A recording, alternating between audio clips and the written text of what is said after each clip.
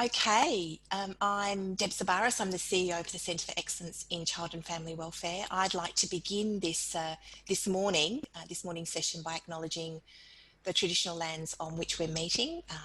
The lands I'm on this morning are Wurundjeri lands of the Kulin Nation. I'd like to acknowledge elders past and present, Aboriginal and elders and Aboriginal people with us today, and people and elders from other cultures.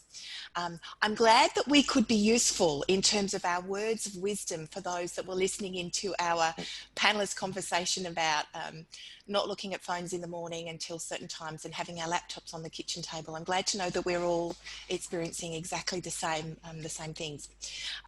So I'd like to begin by thanking my colleagues who are with us today from the Office of Professional Practice. We have Tracy Beaton, Peter Toohey and Kerry, who are going to talk about child sexual exploitation. It's not an easy subject, but we actually have three of our Victorian experts with us today who are going to really talk to you about the issues that you need to be concerned with and how you can empower yourself to understand these issues more with the young people and children that you are working with. I'm going to start now by introducing Tracy. We've got bios for all of them and it's always nice to read them out, so that's okay, isn't it, guys? I don't want to embarrass you. But Tracy Beaton is the Executive Director and Chief Practitioner, Office of Professional Practice at DHHS. Many of you would know her. She leads the office to assist to improve the quality of lives of people who access human services. Tracy provides expert advice, consultation and review of complex cases impacting children in child protection, out-of-home care. I'm sorry about the noise. There's an exam today. And others in need of human services. Tracy joined the then Department of Human Services in 2008 as Chief Mental Health Nurse with a focus on policy and practice to enhance recovery and ethical care of vulnerable Victorians. So over to you, Tracy, to spend some time with us this morning, and then we'll move through the panel. Welcome. Thanks. Thanks, everybody. I too would like to acknowledge that we meet on traditional owners' lands across Victoria, and I pay my respects to elders past, present and emerging, and of course any elders of other communities who might be here today. I also want to acknowledge the Centre for facilitating this webinar and for really all of the work that they do in improving the experience of children in out-of-home care and supporting community service organisations across Victoria who care for children. I am really delighted also to be with both Peter and Perry, and I joined the office some time ago and have really been embraced by the office and the work that Peter I think has led for Victoria, thinking about the sexual harm that occurs for children. And Peter's held this portfolio of work for a very, very long time before it was really publicly or acknowledged by a whole range of people. And so it's really important for me in the beginning of this webinar just to acknowledge Peter Toohey, who I think has created exceptional practice and practice expectations and support of vulnerable Victorians. Equally, Perry, I hope will talk with you a little bit about some of the work that she's done, but I have also been astounded by the work that Perry has done very operationally in disrupting a whole lot of sexual exploitation that's occurred for children. And she's done that through collaboration and leading in a way that that I think is incredibly admirable. So I think you do have experts, but I would say to you that they are Peter and Perry. So I'm going to take you through the first part and really just the context and the training opportunity that we've got. So many of you will know that the office worked in collaboration with Victoria Police and community service organisations, and we've done cross-sector training actually since 2012. We had a bit of a lull, and we're really pleased that Deb encouraged us to start again, and using the webinar or using Zoom and other opportunities I think has been really good for us. So we have had a commitment to the identification of child sexual abuse and prevention, and that sort of formally for us commenced in 2012. and is commensurate with a whole of government commitment to protecting Victoria's vulnerable children from sexual exploitation.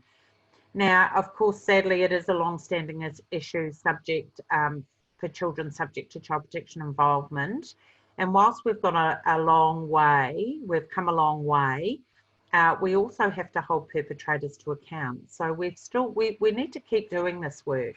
So as professionals involved in the care and protection of our most vulnerable children, it is really vital that all of you are aware of the current efforts, have confidence in identifying child sexual exploitation, know what to do when it's believed or confirmed to be occurring, and finally to understand how your role will intersect with other professionals working similarly with vulnerable children. So it is, I think, also important that it is highly, the area is highly dynamic.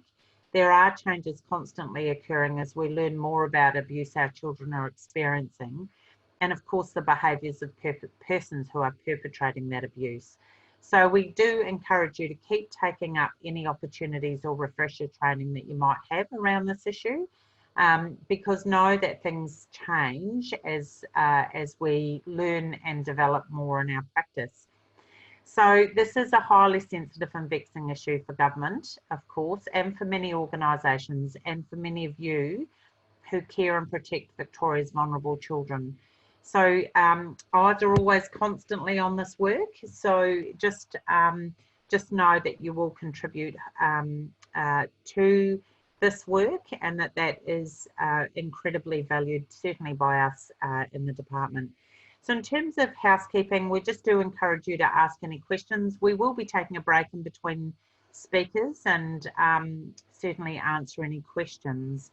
So what we want to do is just make sure that you know what constitutes sexual abuse, child sexual exploitation, signs, models and prevalence of it, the interagency responses and practices employed to cease and disrupt, the role of our specialist positions that we have across the state, notably the sexual exploitation practice leaders, child sexual abuse, cyber safety practices to assist parents and carers, and understand the importance of your role in protecting vulnerable children. So let's get on with what we know about child sexual exploitation. So it requires two elements: someone who exploits children and someone who's got access to children. And I think what's really important here is the language.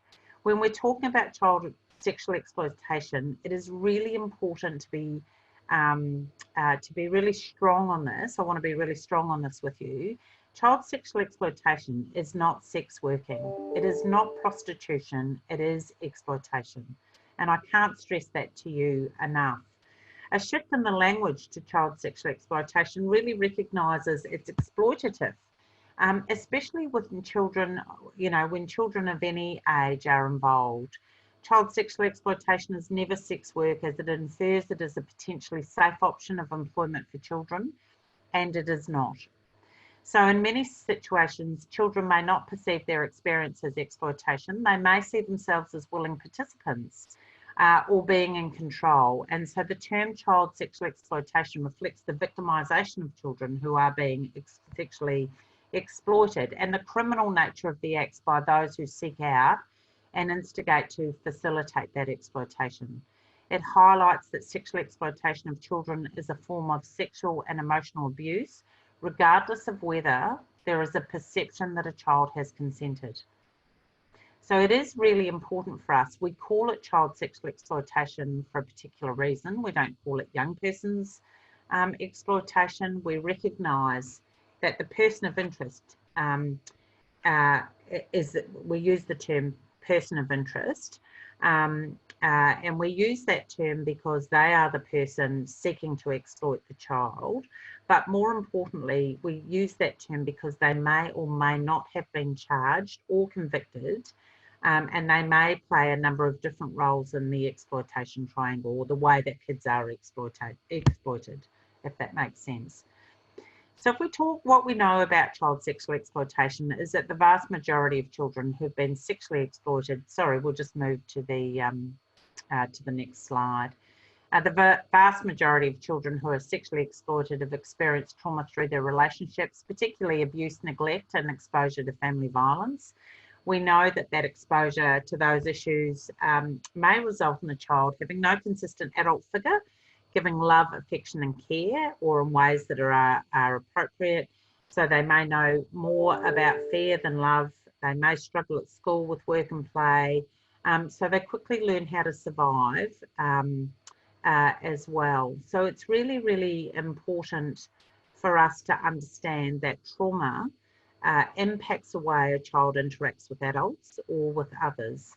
So we know that girls are more likely to be sexually exploited than boys, but it does happen to boys too. So it's really important not to see this as an issue of gender. But what we do also know is that girls and boys face quite different issues in adolescence, and as they become adults in regard to their sexuality, sexual preference and sense of identity, those things actually impact on their vulnerability to exploitation. You'll know that girls have particular issues when they face gender inequality, gender violence and gendered expectations. And so I think that's why we see that certainly in our data, it suggests that girls are more likely to be sexually exploited. And we think that the ratio varies between 4 to 6 times for girls than for a boy. So it's really, really important for us to be open to that. So aspects of exploitation will differ depending on the child's gender, and grooming, for example, will be different. So for boys, this can be an older male who befriends them and encourages the child to do things that his parents or carers wouldn't, such as staying out late, using alcohol, substances, accessing pornography. There's quite a strong correlation with boys between low levels of criminal activity and sexual exploitation as well. And for girls, they're more likely to be lured through an older boyfriend and connection and a suggestion that there is a relationship. Sexual preference and identity can also become confused as a result of exploitation. And the basis of the exploitation is that the child has no or only constrained choice. As such, a notion of sexual preference can be a misnomer, I think, and that the exploitation may also be their first sexual experience, and so that a child forms a template of what to expect or of what he or she likes or dislikes about sex. Children at risk often have sexual activity or experiences earlier in life than most, and that exploitation may confirm or challenge their experiences and assumptions about themselves, about notions of love, and of course about others. And and of course that then can create quite an awful trajectory for them. Age and culture is also really important to understand. Excuse me. So the concept of child sexual exploitation is inclusive of children of all ages, as I said before, so up to their 18th birthday. And our data shows that adolescents, of course, are more likely to be sexually exploited than younger children, but it can occur at any age, and we can't assume a child is too young to be at risk, or that there are other indicators of sexual exploitation occurring. So, for example, young children are more likely to be exploited through what we term the betrayal model of exploitation by families or carers, and older children are more likely to be exploited through other models, and I'll talk about them shortly. Applying the lens of culture is also important in all aspects of practice. Aboriginal children are significantly overrepresented in child protection and in the out-of-home care populations across Australia, and building connection to culture and community can buffer children and families in the face of adversity, including sexual exploitation. So connection to culture is actually a protective factor. And so it is actually all of the work that we do to support and encourage connection to culture for Aboriginal children is really, really important. And there's little found in the research regarding Aboriginal children and sexual exploitation. We know that they're overrepresented in our data, but we're not clear whether that is associated with those children being overrepresented in the child protection statistics sort of more broadly. So I'm going to stop there and I'm going to hand over to Peter. But before we do, I'm just wondering if there are any questions to any of that.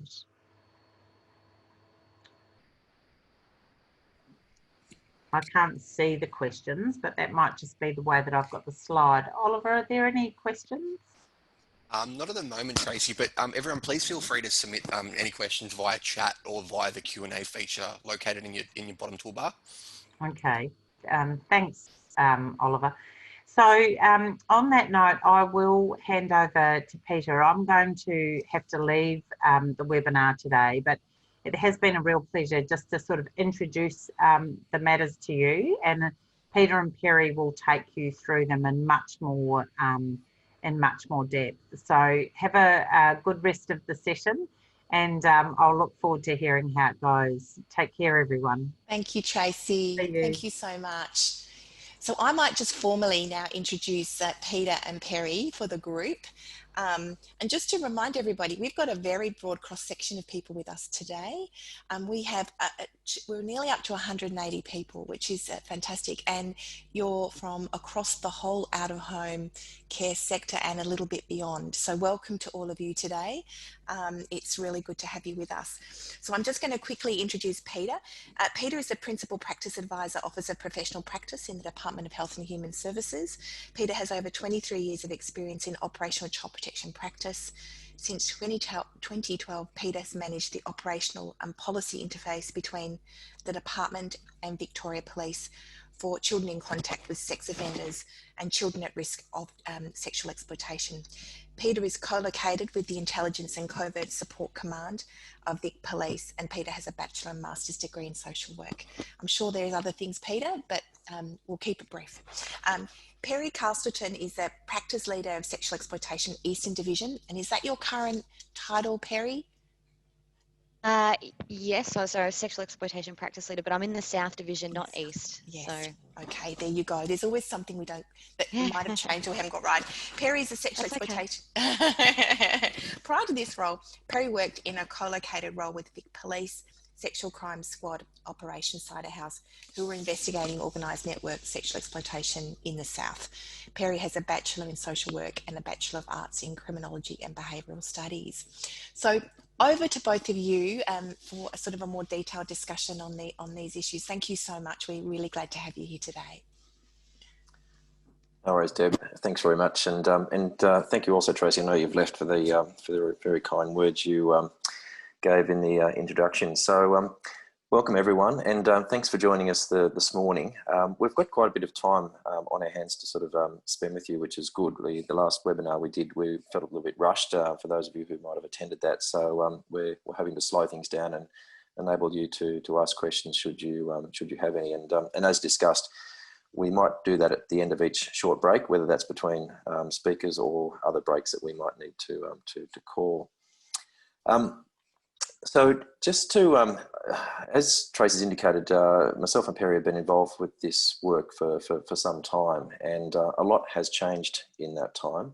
And we're keen to keep talking to you guys. You may have heard us speak before at various training sessions that we've done, but as Tracy's indicated, it's a very dynamic space. So what we're discussing 2 or 3 years ago, many aspects that are still relevant, but we've also learned a lot, and we're keen to talk about that which has happened since that time. What we've also identified over time, and this is particularly the case. Sorry, I've got family members popping in here, but is that the language that we're using is very policey, and that not for all of the language we're going to be referring to, but certainly some of the language that you'll be hearing, and some of that includes terms like disruption, persons of interest. And intelligence. There's a few key phrases that we'll be using during the course of the day, which really speak to different language to that which is ordinarily used in the child protection space, but speaks to what we've had to do for this particular piece of work. And really that speaks to the fact that back in 2012, when this conversation started, we really didn't have a language to really support this work. And for those of you who have been around like I have for quite a while, going back a number of years ago, we did indeed talk about child sexual exploitation as a child engaging in sex work or child prostitution. And it's almost embarrassing to think that that's how we used to frame this work. And But what was certainly evident at that point in time was this sense of helplessness, that we knew children were leaving their placement, engaging various persons of concern, and there was sexual activity and sexual exploitation occurring. So, because the child was unwilling or unable to make a statement to Victoria Police, some of those aspects still remain. There was a real sense of, well, what can we do? And really the only option then, and some of that still happens now, is to punish the child in some regard by placing them in secure welfare and doing a range of other sort of punitive type responses. So we've really had to shift our thinking and practice in this space, and language is a big part of that, and also how we engage all of you as critical stakeholders in this space. It's really been a central part of this work moving forward, and critical to this also is our engagement with Victoria Police. So a lot has changed in that time. What is significant though during the course of this work, and we'll talk a lot about this in the presentation today, is just about how this work is absolutely pivotal on it being a multi-agency or a collaborative exercise. No one person or no one organisation can address child sexual exploitation. It requires a multi-agency effort. And for that reason, we'll talk a lot about the basics of practice in terms of how people are coming together, how care teams and professional meetings and the like are working, and the need to ensure that they are working if they're not, because it's often the fragments of information that we have about a child's believed or confirmed aspects of exploitation that require the joining up. It's never really a scenario where we sort of get a full narrative and we can respond to that. It's how we join those dots, and for that reason, everyone has a role to play. So I'll talk more about that during the course of the day, but it's just one of those things I think it's important to acknowledge from the outset with regards to this work. I might also try and do a bit of a tricky thing at the moment, Oliver, if that's okay, because I'm mindful that we've got a varied group with us today. I'm just keen to get a bit of a response from people in terms of what they know about child sexual exploitation to date. And I might just get a virtual show of hands, if that's possible, on a scale of, say, 1 to 5. 1 meaning you don't know very much at all, hand on heart. 5, you know a lot. And we'll sort of strike a balance in between. So I can get a show of hands who's 1. Don't know, hand on heart, anything really about child sex exploitation. Feel free to just put the number in chat as well. It might be easier. Yep. We're up to, we've got 7, we've got hands going up. 8, you can't sit on the fence. You have to take a position. Somebody said 2.5. So their numbers are going up. There's okay, very good. Yeah, the numbers are going up. Right. What about the other end of the spectrum? Who's brave enough to say they're at the 5? They're well across this work, and that's okay if you are.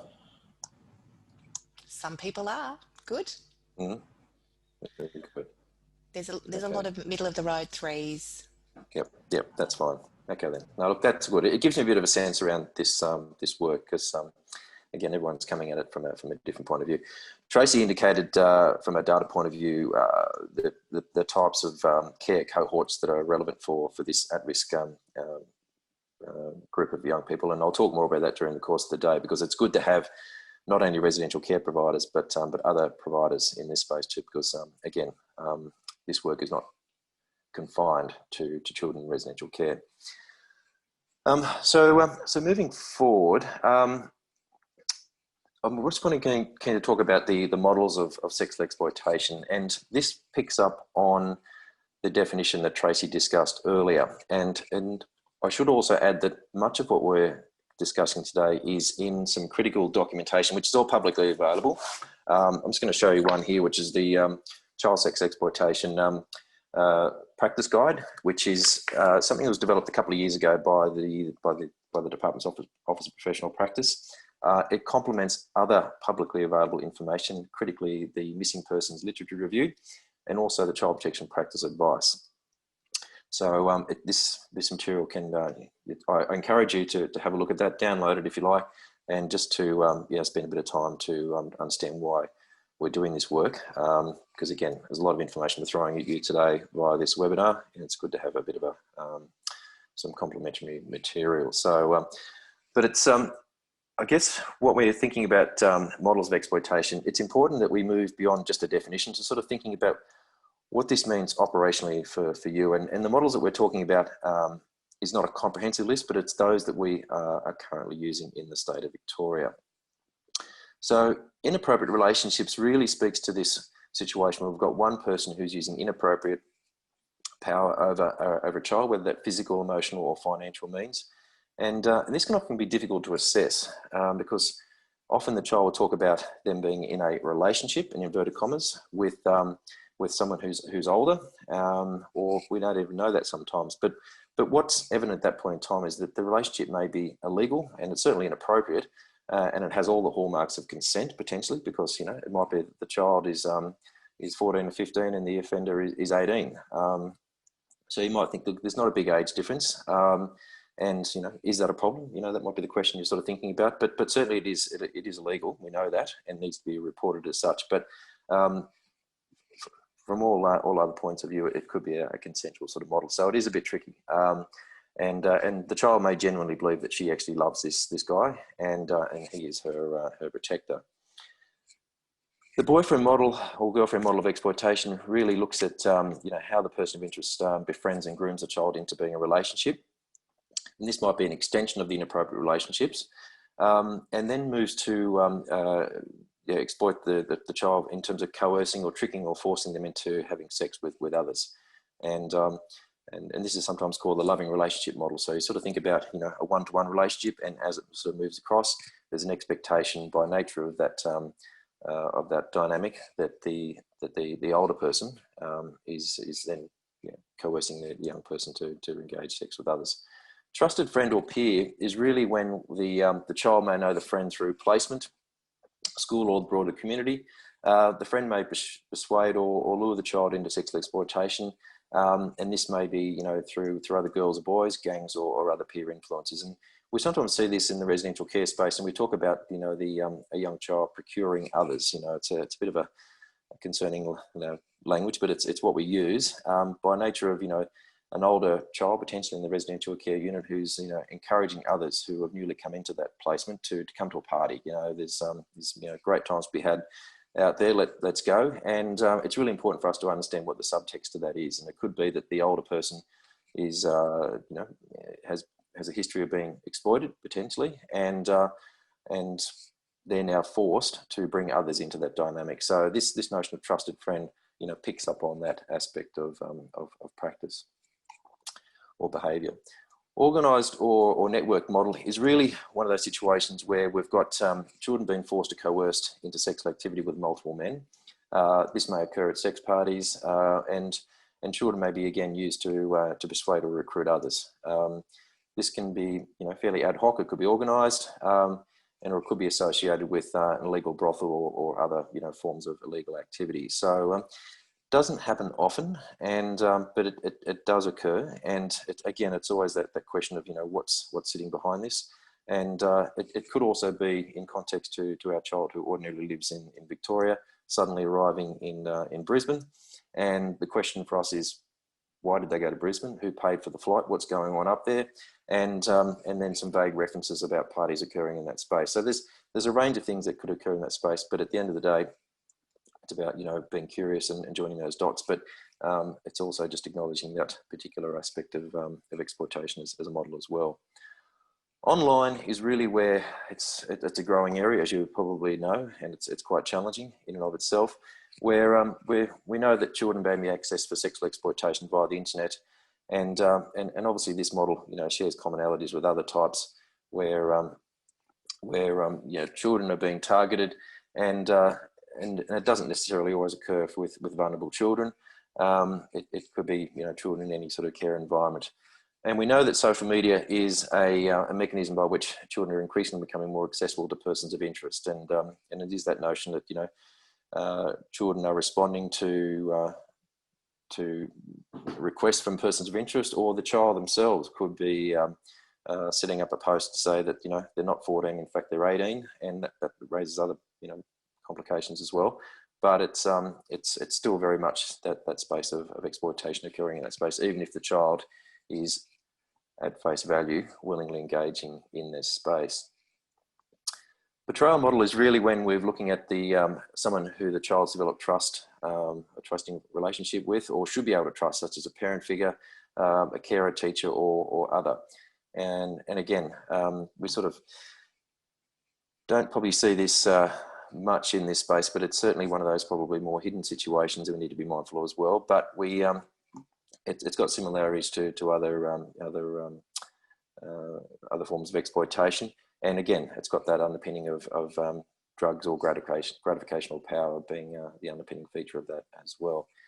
So this is not, again, a comprehensive list. I mean, if one was looking at international literature in this space, there's lots of other models of exploitation, and as time progresses, we may add to this, Victoria, but that's the basis for which we're working at the moment. So when we sort of, what we know about child sex exploitation, it's probably good to sort of think about this in context to grooming. And at a glance, you can probably look at these stages of, you're looking at the Bernardo's, these are the Bernardo's 4 stages of exploitation, or grooming rather, and they're encompassing David Finkelhauer's 1984 preconditions of sexual abuse.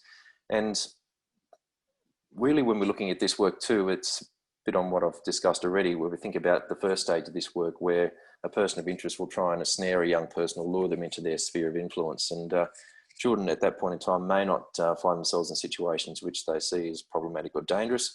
They might think it's playful, engaging in innocent conversations. Could be a romance, as discussed in terms of the inappropriate relationship situation, or they're attending an ordinary event with a friend. However, once there, things may develop pretty quickly, and but at the same time, there's in that early stages, lots of affection being given, lots of attention, and in context to some of the situations our young children have experienced, that would be quite alluring, particularly if that has not been something that they've experienced to date. The fake friendship is really this notion of creating dependency, and in time when the child's spending an increasing amount of effort and time with the person of interest, it might be some time before they realise there's any danger. The person of interest can actually be fun, easy to go with, non-judgmental, a receptive ear, showering them with gifts, and the child's thinking, well, look, he's treating me like an adult. He really understands me. He loves me. He thinks I'm special. These are the sorts of things that that we see in this space. But it's fundamentally a fake friendship dynamic. But it's one that the child's genuinely believing in and heavily investing in as well. And love and control. And this is the situation where the time the person of interest really does have significant control over the young child. And they might have assumed, complete control over the child's network of friends, their technology, their use of their phone, and really, this, could also be where the child's, completely, invested in the relationship, and really feels that they start owing something to the person of interest as well. So, this is, also a mentality where she might think, or he might think, that he's the only person I've got in this life, and I have to do whatever it takes to maintain this relationship. So, and obviously total dominance and abuse is really when the perpetrator is being very directive and being explicit in terms of what is expected of the child in terms of having sexual contact with others. If there's a resistance from the child, there's obviously strong threats of rejection or harm, and to themselves or friends or to animals, you name it, and also this notion that no one's going to believe you, you're a resi kid. There's lots of language and manipulation that's used in this space as well. And obviously these 4 stages have a strong correlation with family violence, and many of you may be aware of that in terms of the work that's been done in this space too. And again, it's just really thinking about, if you're working with young and vulnerable children, and starting to obviously formulate friendships with others that we don't know much about, and some of these behaviours are being evident, really thinking about this work in terms of what that means for our particular child.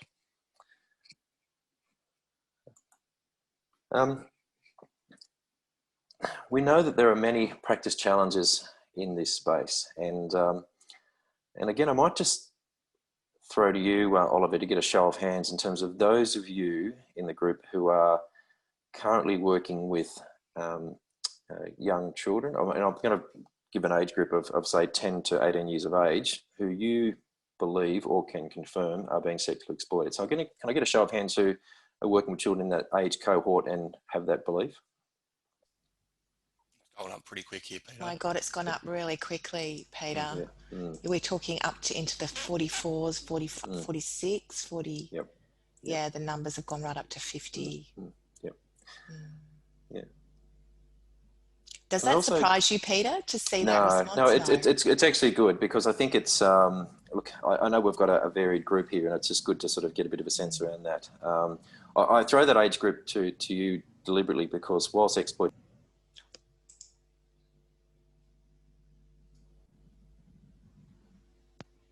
Peter, we can, oh, sorry. All good now. All good now. Yeah, I think that's you, Oliver. I'll blame you. Yeah, certainly that from a DHS data point of view, that 10 to 18 year age cohort is the group that's currently in our site. So can I also just get a show of hands of those who have had who are working with children in this space who think that this is easy work? Working with children who are at risk or are being sex exploited, it's easy work.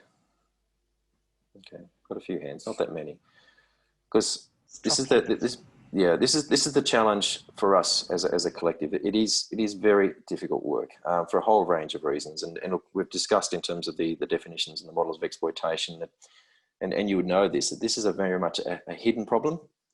It's not going to necessarily be immediately evident, and when you do start suspecting and engaging a child with regards to what's going on, you're likely to get resistance and pushback, and even trying to help children to not have contact with these persons of interest. It's very difficult because of the investment that's been put into that, both by the child and also by the person of interest. So perseverance is absolutely pivotal in this space, but it's also very easy as a professional and as a carer in this space to get worn down, we talk about empathy fatigue being a very real problem, and it's something that it's good to talk about in this space, because what happens when we are overworked, worn down, we tend to sort of objectify this situation. We tend to objectify the child, blame the child for not helping themselves, and we need to check ourselves in that space. And if you're managing staff, it's important to talk about this, at a local area as well, and really think about what's going on for us, what's going on for the child, thinking about this work through a trauma-informed lens, because it's easy to get, worn down into this sort of, blaming the child. So, and we often see it when we sort of go into a room that people are just, fundamentally burned out because they've tried their best, but it's just unable to sort of shift the patterns of behaviour. So, but I'm wondering if we should go to some of the questions, because there's quite a lot queuing up for you. Sure. Obviously, people are. There's a few in the actual Q&A. Would you want me to go through some of those and then? Yep, and then we'll that'd be great. Yeah. So, there are some questions here about, so we'll go from the top. Oh, Gemma has asked the question early on, and I think it was after Tracy had spoken. Does this mean that Aboriginal children are less likely to be exploited? I think maybe we could respond to that, because of course Aboriginal children are just as likely to be exploited. Do you want to respond to that one? Sure. I mean, look, we're not saying it. We know that Aboriginal children are overrepresented in the child protection system, in the out-of-home care system. So the data that we're referring to for Aboriginal children largely reflects that overrepresentation from the outset. We're not saying that once they're subject to child protection involvement they're any more at risk, but it's a problem that precedes that, really. Yeah. And one from Junior asking about a 17-year-old child and having some difficulty with Vic Pol advising it could be consensual. We'll talk a bit more about this as well, because whilst a 17 or 16-year-old child can consent legally to having sex with hypothetically a 42-year-old person, the fact is that we would still view potentially that relationship to be exploitative, or we would be, and if they're subject to child protection involvement, and we would be doing whatever we take or whatever it took to prevent that relationship from continuing. Relationship in inverted commas, of course. But so we don't differentiate age in this space. You know, if the child is subject to child protective involvement, and our mandate is working with children up to the age of 18 years of age under our Act, we will work with all children in that space. So so consent it's a flawed construct, because if you probably know better than I, if you're working with young vulnerable children, how many 16-year-olds are willingly engaging in this type of activity with these types of persons, particularly considering their trauma that they've often experienced to date, and their actual cognitive functioning, which may be significantly less than what they are too, based again on that trauma that they've experienced. So we've also got another question from Roma. This is have DHHS ever thought about adopting the protective behaviours model used by WA to educate the children and carers?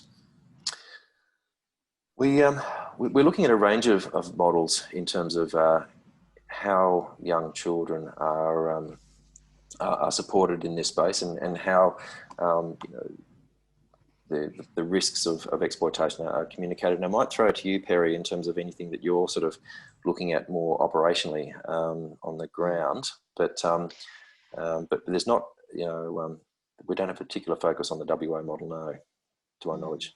Perry, is there anything you want to add to that?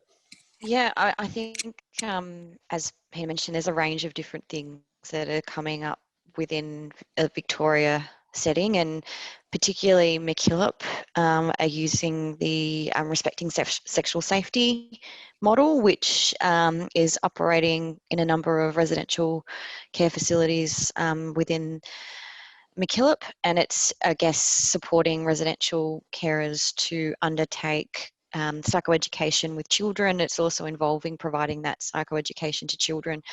I know in Gippsland there was a partnership between Uniting and Jakaza around providing, again, psychoeducation to carers and young people within the residential care setting, and it was a bit of a piloted model.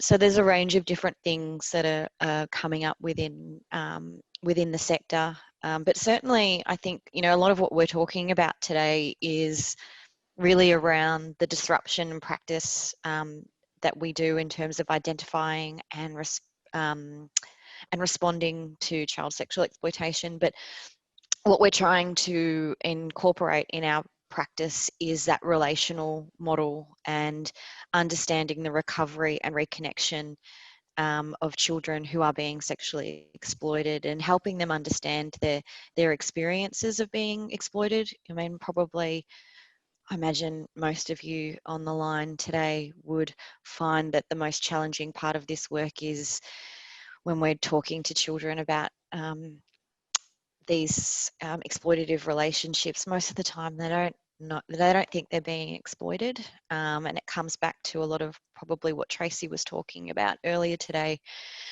around their trauma history and their templates for relationships being pretty poor in terms of what their expectations are from relationships based on their own trauma histories, probably exposure to family violence, and seeing what was modelled with their own parents and in their own families. So there's multiple challenges to the work that we're doing in terms of helping young people understand the exploitative nature of these relationships. And I often say it's a marathon, not a sprint. I think it's the long piece of work, and it's probably going to be something that even when they leave care, they're probably going to find that really challenging in terms of striving to have equal and positive relationships in their adult lives as well. So I think that, you know, if in any shape or form, if we can seek advice from our partners in therapeutic services, is probably the best way to support our practice within the recovery and reconnection phase of children, and helping to understand their experiences. A lot of the work that the local CASAs and gatehouses are doing is something that also can be used in terms of making referrals to those services. I know particularly in South, we're very lucky to have the Young Women's Project with Gatehouse, which is the only service set up to support young women who are being sexually exploited. They work with young women from the ages of 12 to 25. So there's a range of different services and supports across the state. I just wanted to come back to the other question for a moment as well, around the age of consent as well. And just to acknowledge that I still find that challenging in the work that I do as a sexual exploitation practice leader. And so acknowledge that the challenge that you may face in your daily conversations with police. And there's a real challenge in terms of the intersection to the work we're trying to do with children and understanding that they're being sexually exploited when it comes to the age of consent and the laws around consent. So as Peter mentioned, anyone who's 16 years and older can have sex with an adult, but in terms of from a departmental perspective and an agency perspective, knowing what we know around a child's experience of abuse and neglect and how vulnerable these children are despite being 16, 17, we would view that in the context of sexual exploitation. And in terms of our conversations with police, I know it's challenging, but it's also probably up to us as practitioners and as carers and advocates for these children to support police's understanding of that as well, because they view things in the eyes of the law, and it's about us supporting them and their understanding of this.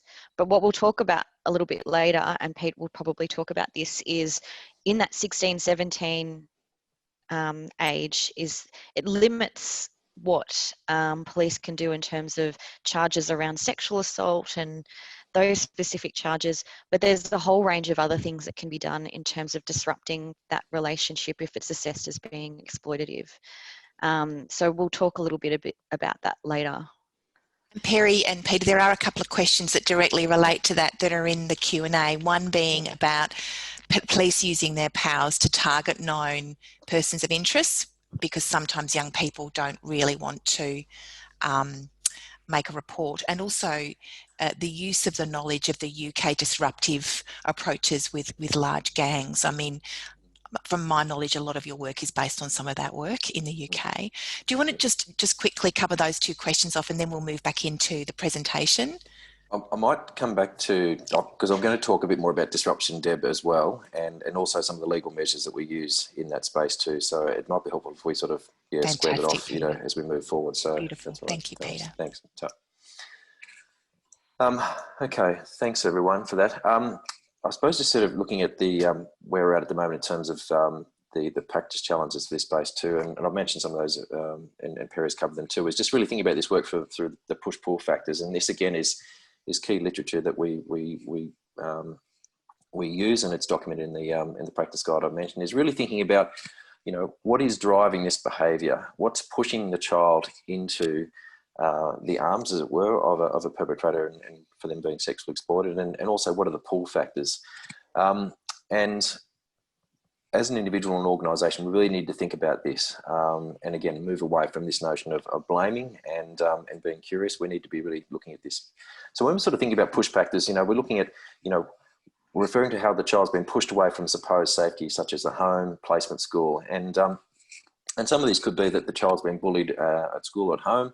There's rejection by the family or carers or teachers, or there's the absence of affection or overt rejection in those care environments. Could also be that the child's lonely, looking for someone who notices them, or there could be factors such as family violence and others in the placement as well.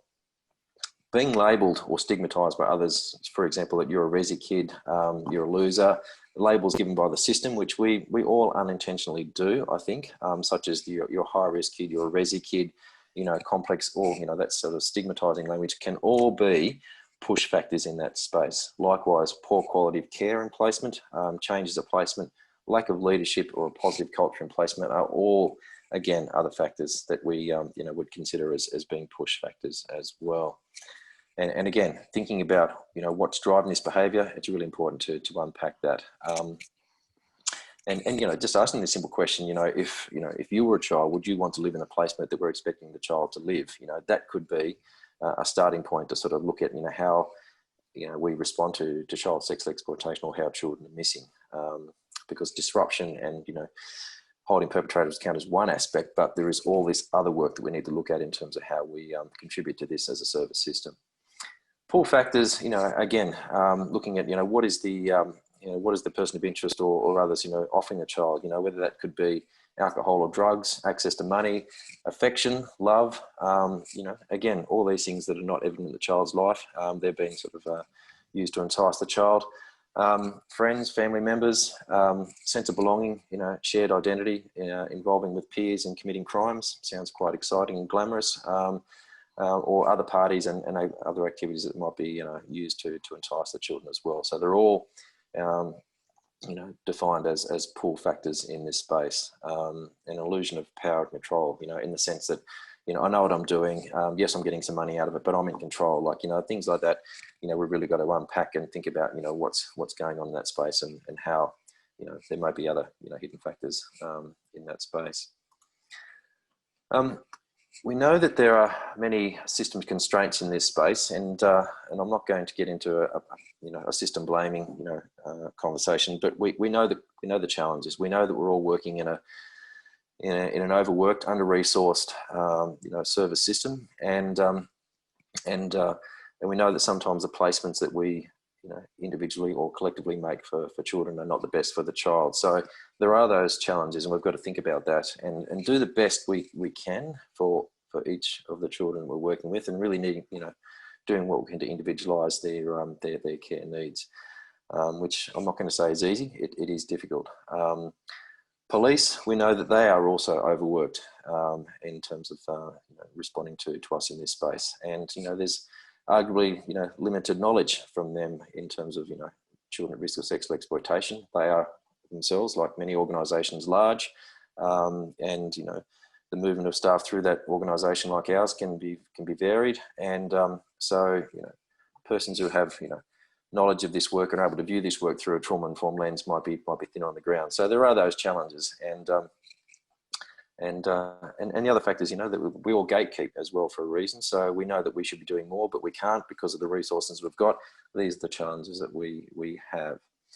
So again, I'm not blaming anyone in this space, but it's again thinking about what's going on for us individually or our organisation, and how we might be unintentionally contributing to a child's experience of sexual exploitation.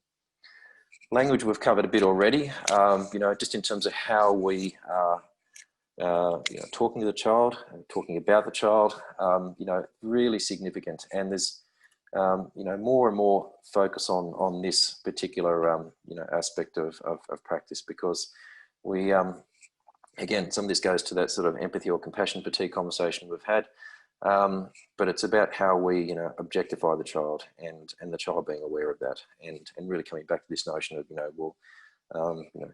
how much of a home are we generally making for this particular child who is, particularly if they're in that out of home care space as well. So we know that some of the other practice challenges,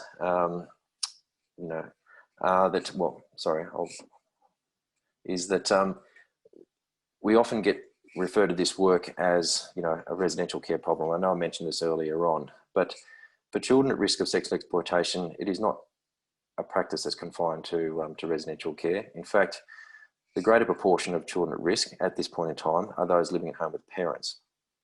So and this is a statistic that's changed over time. As the years have gone by, we've got better from a departmental data collation, process, which Perry and her colleagues around the state play an absolutely, pivotal role in doing.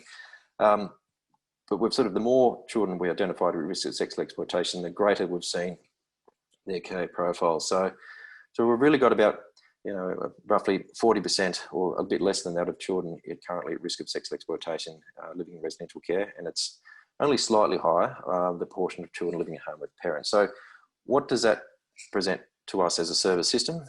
Yes, we've focused a lot on residential care, but have we delved into this space from a family support service point of view for those people who are, or agencies or individuals going into home to work with parents who have vulnerable children in that space, and what are the challenges in that area?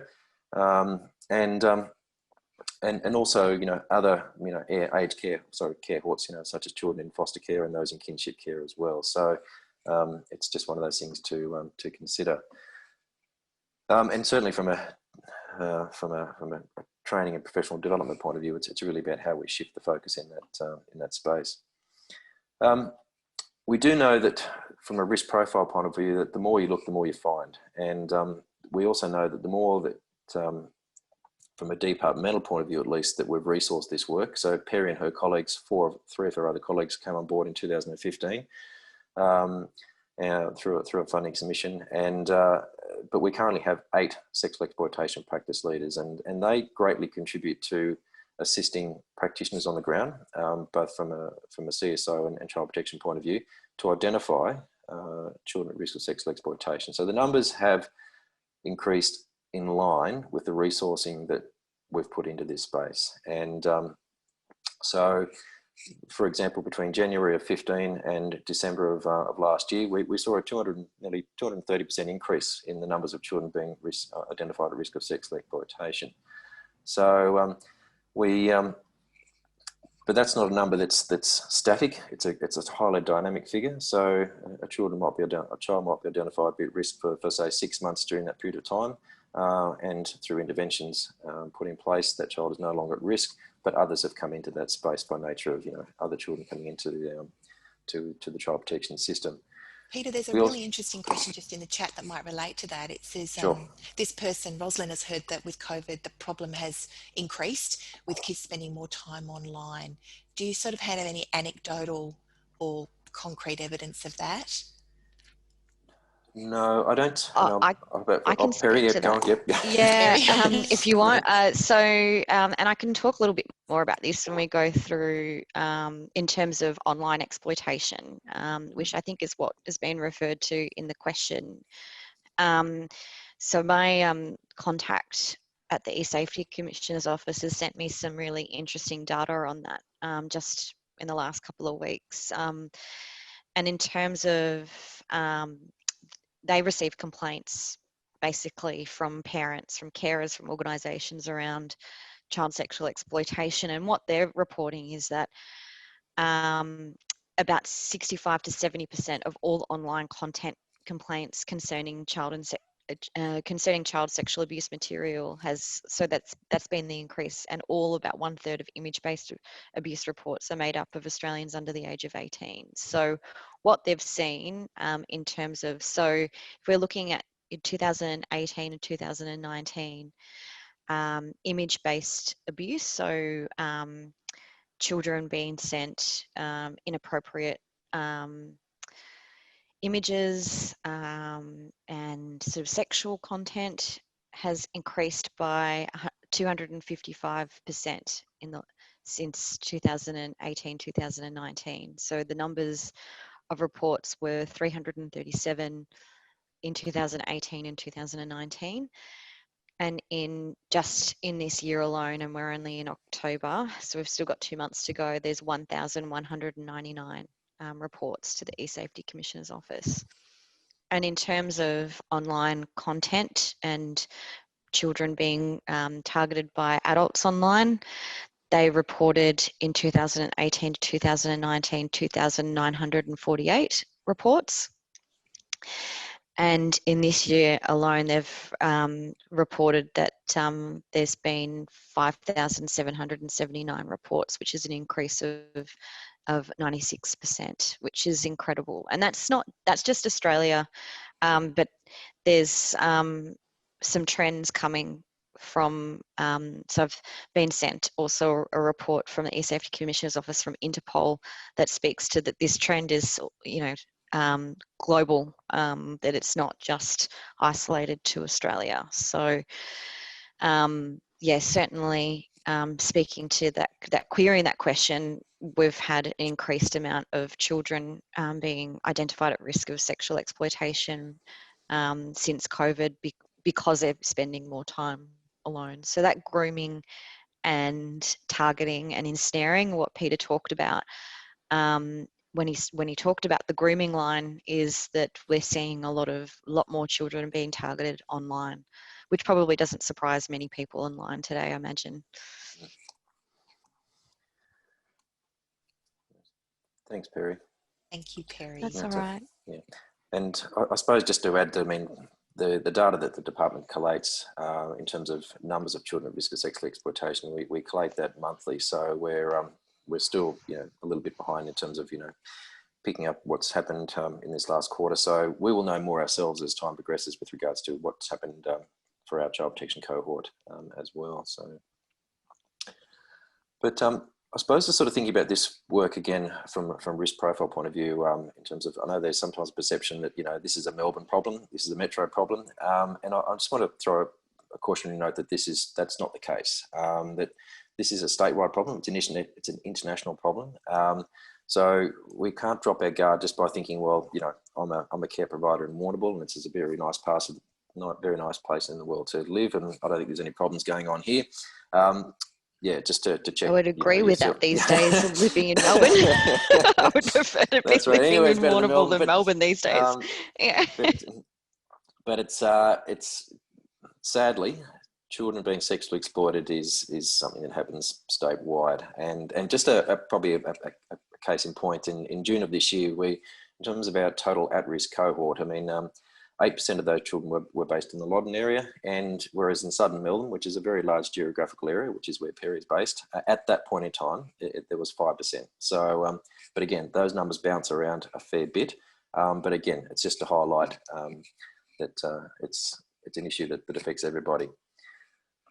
Persons of interest is, again, something that we've done some work on over time. And these are, again, persons who we believe or confirm to be sexually exploiting our child. They are not persons who have convictions. They may be, who have been convicted of child sex offences previously, and may be on the sex offender registry, but mostly they're not.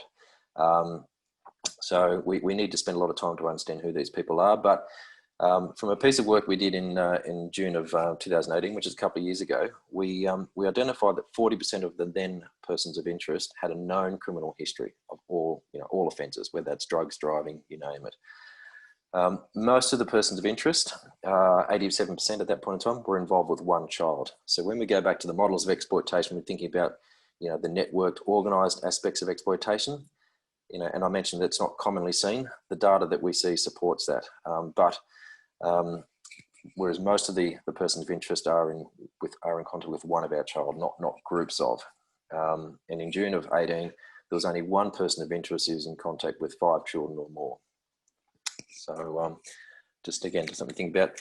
And the interventions we use to cease the persons of interest contact with children varies greatly and often requires more than one intervention. I'll talk a bit more about this in the disruption space, but it's you know, in May of June of 2018, we undertook over 250 individual interventions against more than nearly 200 persons of interest. So there's a lot of work that occurs in this space that's driven between all of us, but critically between the likes of Victoria Police and the likes of Perry, who are instrumental in that space, because these interventions need to be individualised, they need to be tailored, they need to be resourced, and they need to be effective. And this is why we spend a lot of time to asking the question, who is our child hanging out with, and really trying to layer that information as much as possible, because we often start with just an alias, and we need to move right into that space where we actually get a full identity, and from that we can identify where they live, we can find out what their background is, and make a determination in terms of what is going to be the best method to stop them from hanging out with our child. And that could range from just a knock on the door to going very hard very early in terms of serving multiple, serving an intervention order, and police, also pursuing, drugs charges or other methods that might be enough to stop this person's behaviour as well. So, again, it varies greatly. From a victim and dynamic, from dynamics of victim offending behaviour. We know that at least in 2018, 80% of the persons of interest were believed or confirmed to be exploiting were male. So it's often male offenders, and that fits with sex offenders in the community who have been convicted. They're overwhelmingly male. 12% of the persons of interest at that point in time were female, and we didn't know who the other 8 were at that point in time. 30% of the persons of interest at that point in time were known to child protection, i.e. they were former child protection clients, they were parents of children that were subject to child protection involvement. Again, they were known. So, that's a very large stat, about 30%. And at that point in time, only less than 25% of their persons of interest, we didn't know who they were, or their identities were incomplete, which speaks to good work being done, and that's work that's continued to date, where we do spend a lot of time to find out who these people are, but that takes time. And but again, we often know who these people are, so which is a very good thing, and that again speaks to the change of practice over the last number of years, where we've sort of thrown our hands up in the air thinking, well, what can we do? We don't know who this person is. We've really invested hard, and that again speaks to your efforts as well in terms of assisting us in that space. We know that again, that the very few children have enduring sexual exploitation profiles, and what I mean by that is that they were on our radar for a period of time, but they are not forever on our radar. That hard work has been often done in a short space of time to prevent that child being further exploited, and that is through a range of means.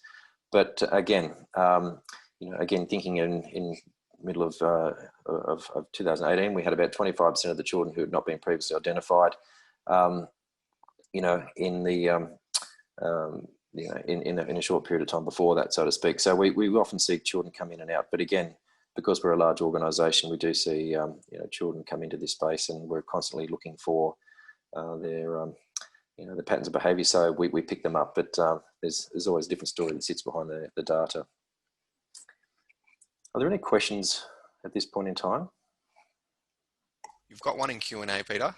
It's just that would suggest there are increasing numbers of persons of interest. Is this the case? It's it does vary. We've changed our data sets over the years. So in terms of how we pick up persons of interest, and that's still a work in progress on the persons of interest component. So I'm going to say that there was certainly an increase from 2015 through to 2018 in terms of the number of persons of interest. I can't say with confidence that that number has increased significantly since that time, but we do know that the numbers of children of sexual exploitation, the raw numbers that is, have largely plateaued and slightly decreased, over the last 18 months. So we can't give a definitive number right now on the numbers of persons of interest, but it's also a highly dynamic figure as well. So, but what I can say is that we, once we identify who these persons are, we know who they are forever. And we've spent a lot of time within the department to build the data, holding systems, the CRIS system that we've got, to ensure that we accurately capture, Bob as a person of interest, hypothetically, and the children that he historically has been in contact with. So that way we don't lose that. And that's been a big change as well, because again, in years past, people might have talked about Bob being a person of interest and living in this particular street in this particular town, but it was really left in a sort of a, in workers' heads, and it was had in corridors at offices, but it wasn't documented in anything, formal. We've certainly shifted that practice. So these persons of interest are, we're able to track who they are, because sometimes they're active, and through the interventions we collectively pursue, they go underground. We don't hear anything about them for a while, and then they pop up again. So we need to make sure we don't lose that narrative, because what we'll pursue the next time round will be a little bit different based on what we know about him in times past. So so there's a fair bit to that persons of interest space. Just on that question there, you've got another question that relates directly to that. It's, do you think making the child sex offender register public would be more of a deterrent to persons of interest? That's a whole nother conversation. In brief, I'll just say that whilst it has appeal, there is no evidence nationally or internationally to say that a public register does anything to improve community safety or prevent offenders from reoffending. That is the challenge. There is no evidence to support that. I know it's politically popular in some parts, but there is that challenge. What is the evidence based? And that's lacking at this point in time. And for that reason, it's not supported by this current government, to the best of my knowledge. So, but it's one of those things that keeps being popped up. The big challenge for us, and this is why it's important to talk about child sex exploitation, that these persons they have not been convicted of child sex offences. So they're in the community, they're doing this stuff to kids, and a public register is not going to change that. And we also know that, as most of you would know, that sexual offences against children is grossly underreported. And even those people who make complaints to police, the proportion of those perpetrators who actually get convicted and placed on the register are very, very small. So there is a perception of thinking that safety is enhanced by a public register, when in fact the greater concern is those people who are out there doing bad stuff and we're not aware of it. So yeah, I think people are very surprised when they hear that the amount of persons of interest that we come across in this work aren't on the register. It's a very tiny percentage, and most of the persons of interest we come across who are, I would say, repeat offenders have never received a conviction. And I think that again speaks to a lot of the challenges we find when we're working in this space. Is most of these people that we work with from a offender point of view aren't convicted. But it also means that our risk assessment doesn't change. So if they have a conviction or they don't have a conviction, our risk assessment of these people shouldn't really change in terms of what our intervention should be. Yep. Thanks, Barry. Are there any other questions at this point in time? There is one in there.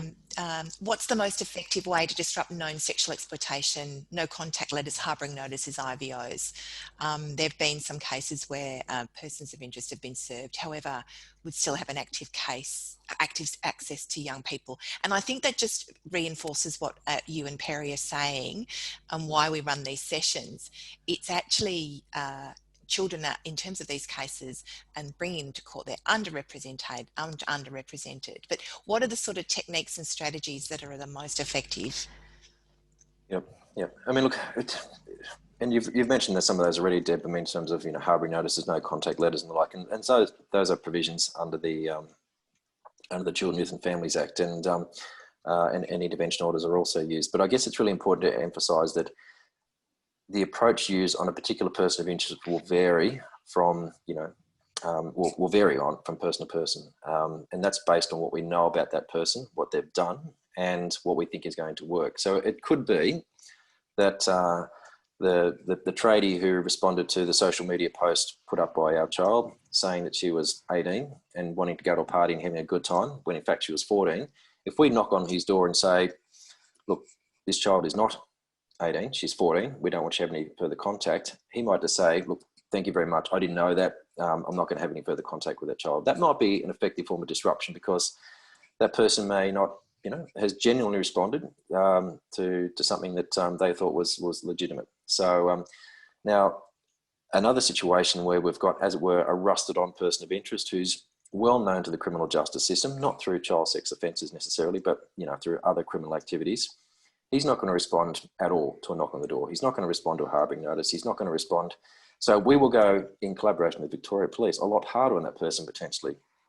Intervention orders, a knock on the door, probably, police may get a warrant to sort of do a walkthrough to look for drugs and a range of other things, and highway patrol might also be part of that conversation as well to sort of, give him a hard time in terms of his unroadworthy vehicle. There's a lot of things that can be done. It just depends on the individual and what they've done. So that's why we talk about both from a child point of view and an offender point of view, individualising the risk and individualising the approach. No one approach will do it all. And just serving a harbouring notice in and of itself will not stop necessarily the exploitation from occurring. There always needs to be a plan that sits behind this.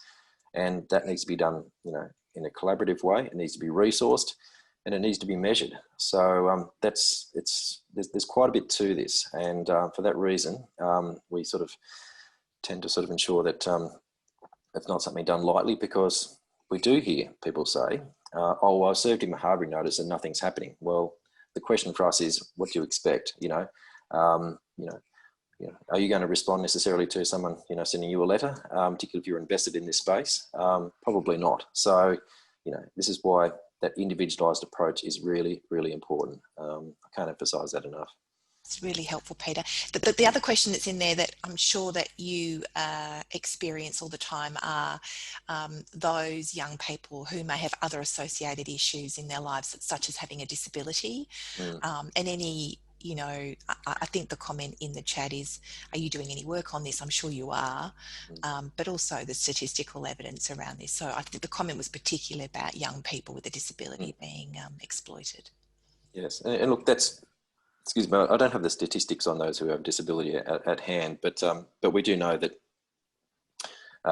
many of our vulnerable children, you know, who are subject to child protection involvement have disabilities, both diagnosed and undiagnosed, and that speaks to the consent comment as well, that we might have a 16 or 17-year-old child who's, you know, having, you know, a sexual relationship in inverted commas with an older person, but, you know, again, thinking about their, you know, their cognitive functioning and their disability in that space, how are they genuinely consenting to that activity as well? So those sorts of things we need to consider as well.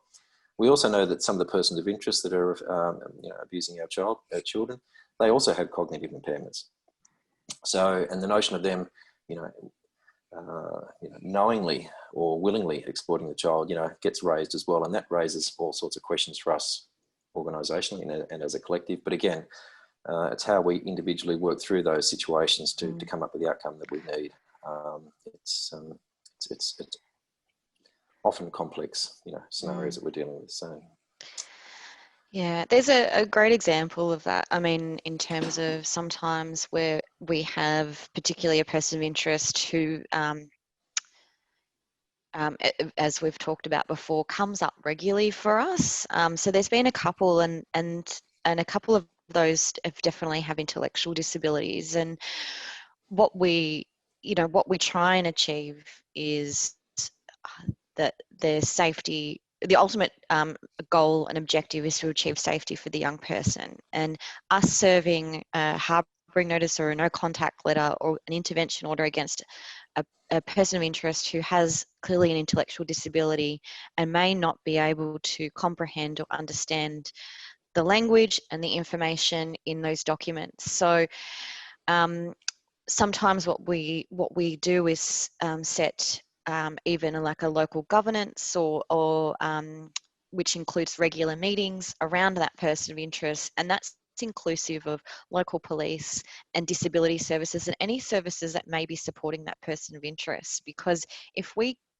get them on board and help the person of interest understand the implications of what's been asked of them and the serious nature of the concerns, then hopefully there will be long-lasting disruption with that person of interest. And when we've done that type of work properly, what we've seen is a reduction of their repeat offending type behaviour. So it certainly has been a bit of a model that we've tried to adopt with these sorts of individuals, is helping them understand the implications of the behaviour and the seriousness behind the behaviour.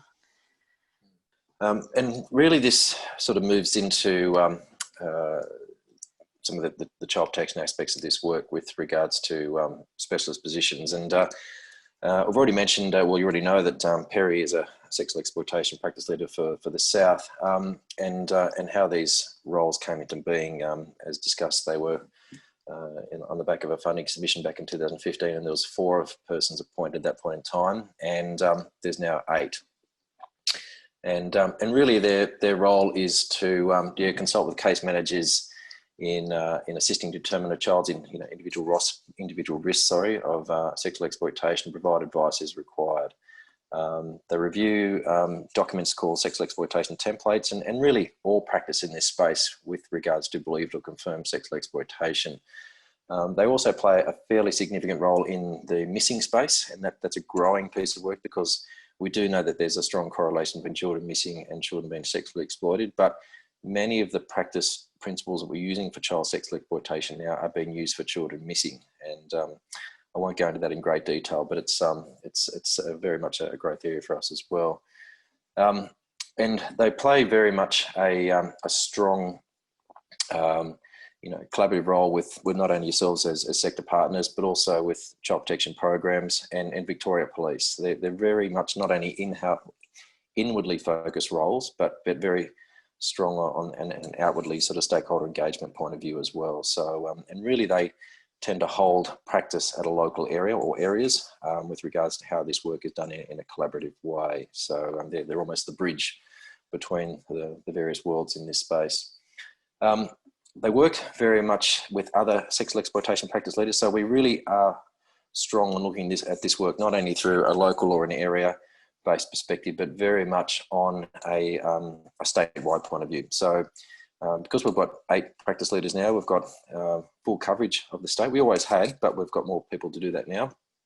And we also know that children are very active in terms of their movements. And we also know that the persons of interest are very active as well. So it's important that we view this work across the state, and they'll often talk about, a person of interest who's moved from one area to another, and activities are being pursued, just to ensure that we've got that coverage. We manage what we call a register of risk, and that's where the data that I've been referring to is derived from. So, and that used to be a standalone, piece of work, but now it's all integrated into our CRIS system. But it does require a fair bit of work just to sort of ensure that we keep track of not only the numbers of children at risk of exploitation, but the persons of interest, as discussed. Stakeholder correspondence I've already covered, as with the template review. So, but to put it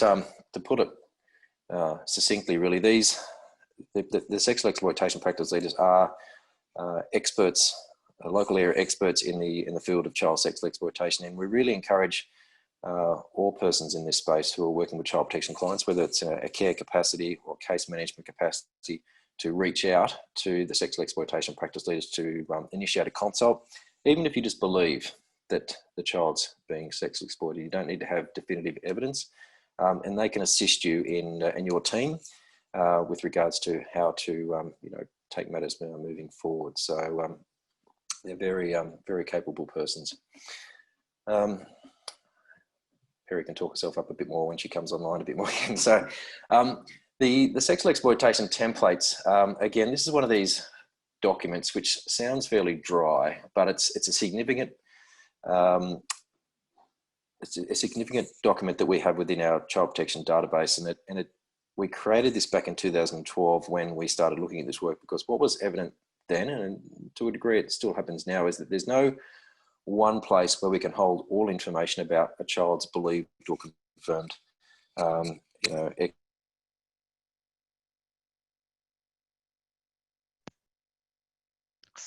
Looks like we may have lost Peter. Did you want me to just skip forward to your section, Perry, and then we'll try get... I can continue. Oh, Peter's back. All good.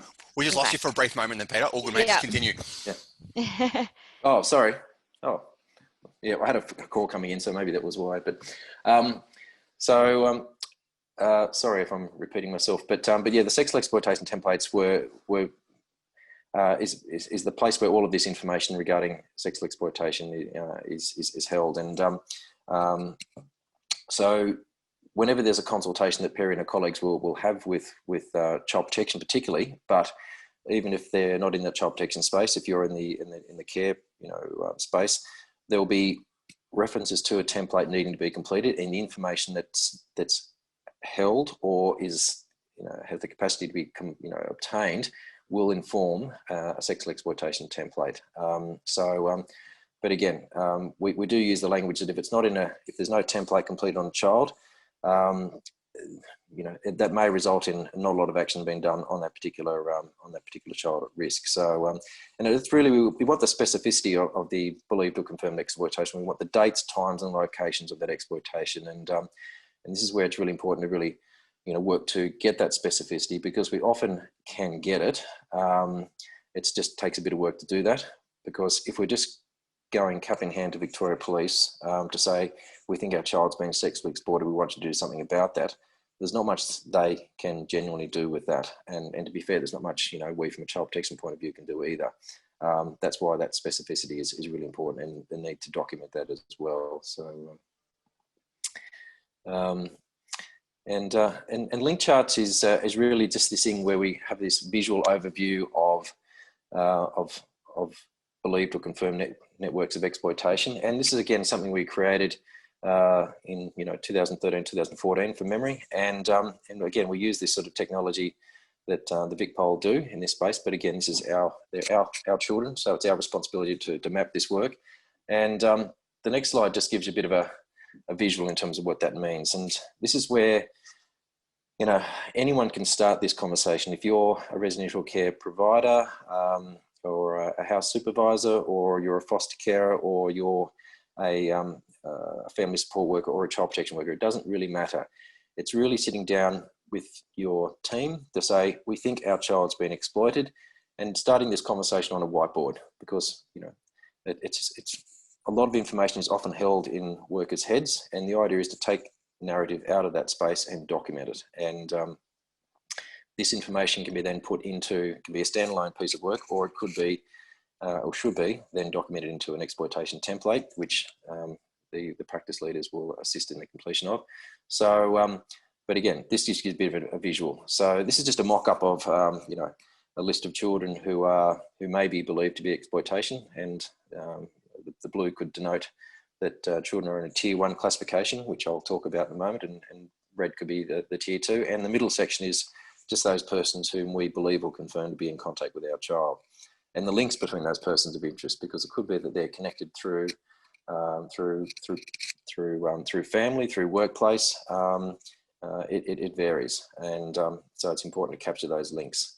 And some of the sections on the right just really notes this is a working document, and there might be gaps to this piece of work, and we need to understand what those gaps are. And some of that could be, you know, some information lacking in that sort of specificity.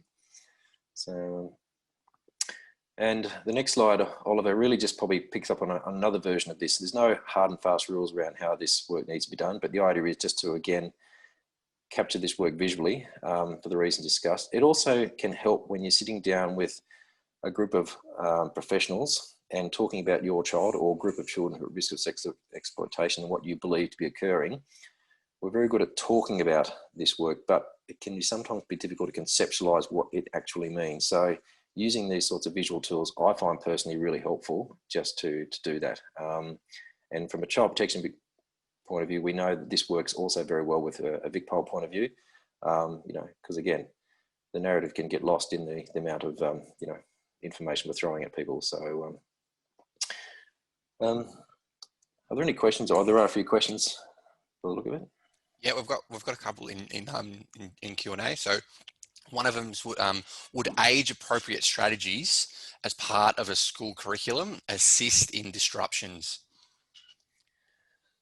An age-appropriate curriculum. Look, it's, again, the Department of Education, I know, do provide support or information to children regarding child sex exploitation. They are a partner in the department, or the Victorian government's whole of government approach to child sex exploitation. I can't speak to the specifics of that, but it's certainly expected that they do provide that material.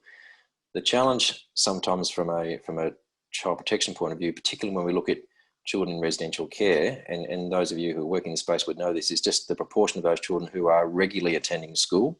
And even if they're not in residential care, but have that history of you know, trauma and abuse, how often that child may be attending school as well. So it's just, schools have a role, but there's a likelihood that information provided through those channels may be missed for our cohort.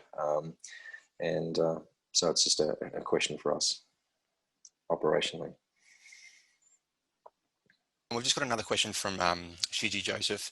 It's just about taxi services and the role of Uber. So I think taxi services and the ride sharing services such as Uber also could be used as other resources to identify a person of interests and their whereabouts. We've noticed that the young people being exploited by the persons of interest often arrange taxi pickup services to transport them various places.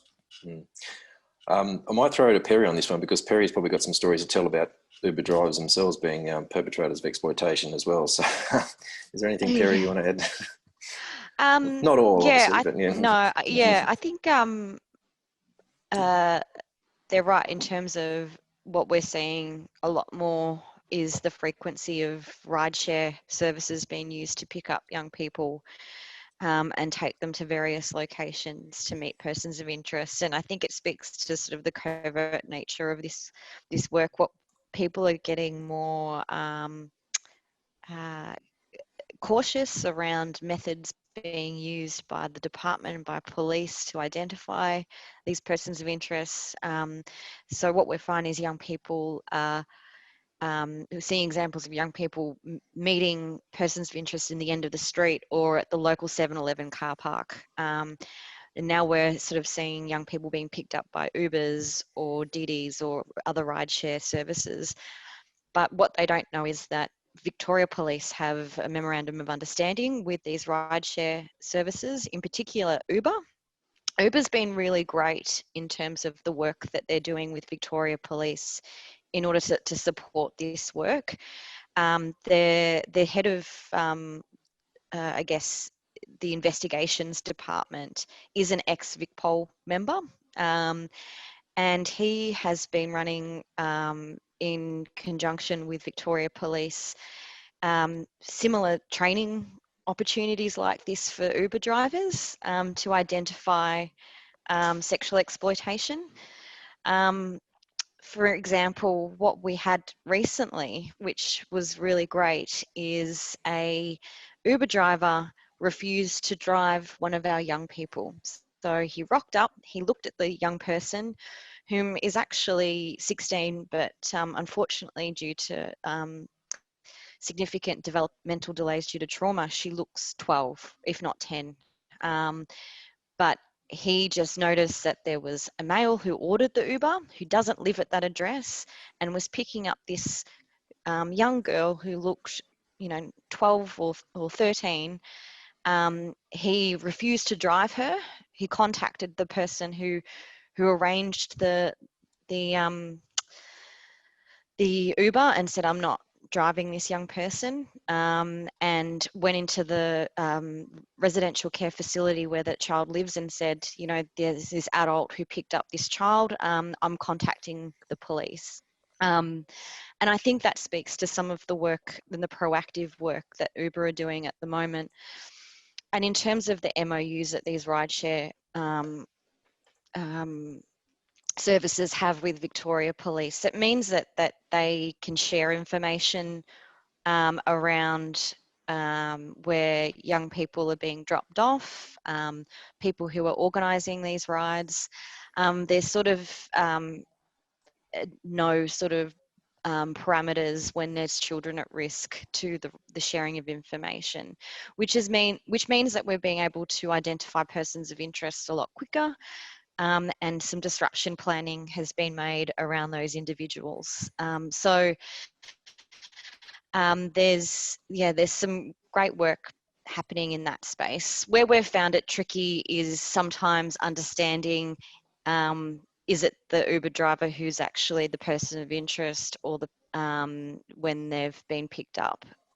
Where we've had examples like that, where an Uber driver has picked up the young person and there's been sort of no ride organised. So it's sort of questionable around those sort of circumstances. a police member contacted me the other day saying there's some really challenging work around when people are borrowing cars to conduct rideshare. So people who don't own the vehicles, borrowing cars from other people to conduct their Uber business. So that's been some really tricky work that, unfortunately, when police go to investigate, it's challenging to find out, you know, whose car is it and who's driving the vehicle at any given time. So there's some work being done there, but just to speak to your question, there is some collaborative work being undertaken between these rideshare services as well as Victoria Police. Thanks, Barry. That's okay. Any other questions? No, the person who asked the question just pointed out what a great example you provided there, Perry. So, thanks. Fantastic. Yeah. All right, thanks, Oliver. Just a final note on this link chart, the one that's you've got on your screen at the moment. It's just again sort of a different version of the one that we showed before, where it sort of may track a child's activity over time. And this is a model that was developed by Claire McCrumlish, a practice leader in the department's West Division, and looks at a particular child and how their activity was scoped over time, and how the different colour coordinations for or different colour coding for the persons in the slide represent you know, key persons of interest or locations, and as you can sort of see, that sort of it's almost like a graph. It sort of moves up and down, you know, in response to certain interventions, and that was certainly the case for this particular young child. Is that you know, for a period of time that we know that there was not a lot of exploitation, and that speaks to interventions that were being pursued, or the child was interstate. You know, it again varies, and certainly what happens if there's a change to that as well. So again, initiating a consultation with the exploitation practice leader, if in context of that, you know, believed or confirmed exploitation, can help, you know, start these types of you know, conversations. Just moving forward, I'm just mindful of the time. I think we're doing okay, but is really looking at this this work from an information gathering point of view using social media, and this has become a real bit of a vexing problem for the department. And as you may be aware, we've sort of talked for a while now about how information can be obtained from a child's mobile phone, and I'll come to that shortly. But increasingly, we're needing to look at a child's social media you know, profile.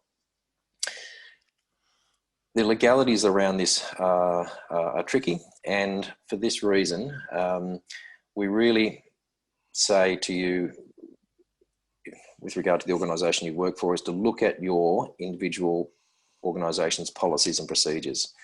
Don't assume that you can just do this without that sort of consultation, because it's a very tricky area. We know that children you know, use a range of social media platforms, and you know, via their phone, their computer, you name it, to maintain contact with their friends and also the persons exploiting. And we also know that increasingly we're just expecting our staff to use social media to find where a child's at and to determine who they're in contact with, and that's a problem, because there's also pitfalls in context of privacy and confidentiality in this space. And certainly from a child protection point of view, we do say that if we're going to move into this space, you can't set up a fake profile. You can't pretend to be somebody else, and you cannot engage the child via social media. So it's really a case of looking and documenting and analysing, but not to engage. Because if we start that engagement dialogue, well, it's problematic, because very quickly into that likely engagement, you're going to disclose that child as a child protection client, they're subject to a children's court order or subject to children's court proceedings, all of which would constitute a privacy breach.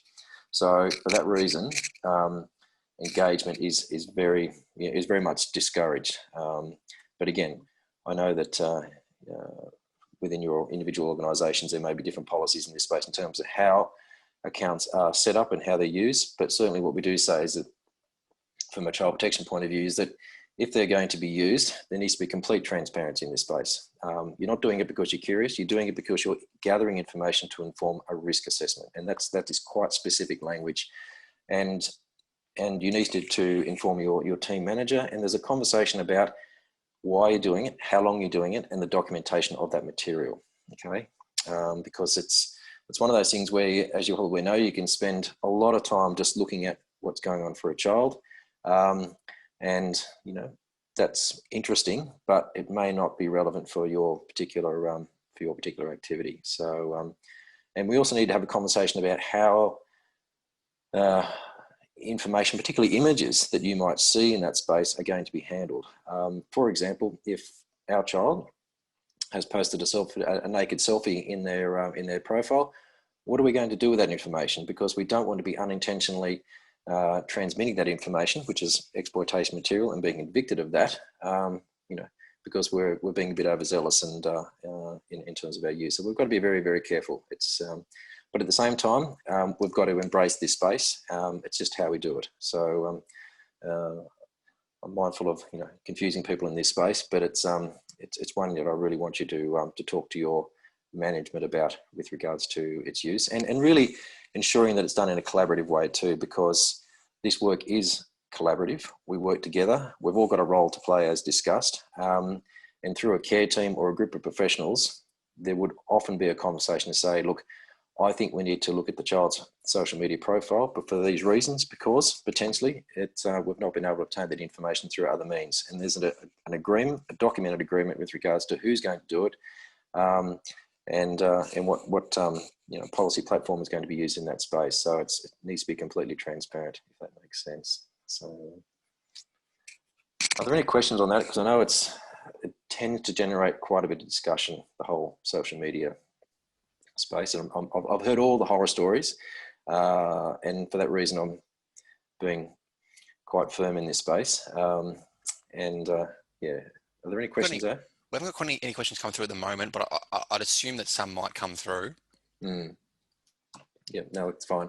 From a departmental point of view, we've got a new social media policy that we're looking to go live with in the coming months. But the one at the moment, the guidance with regards to social media is attached to the child sexual exploitation practice advice. But that's likely to be updated.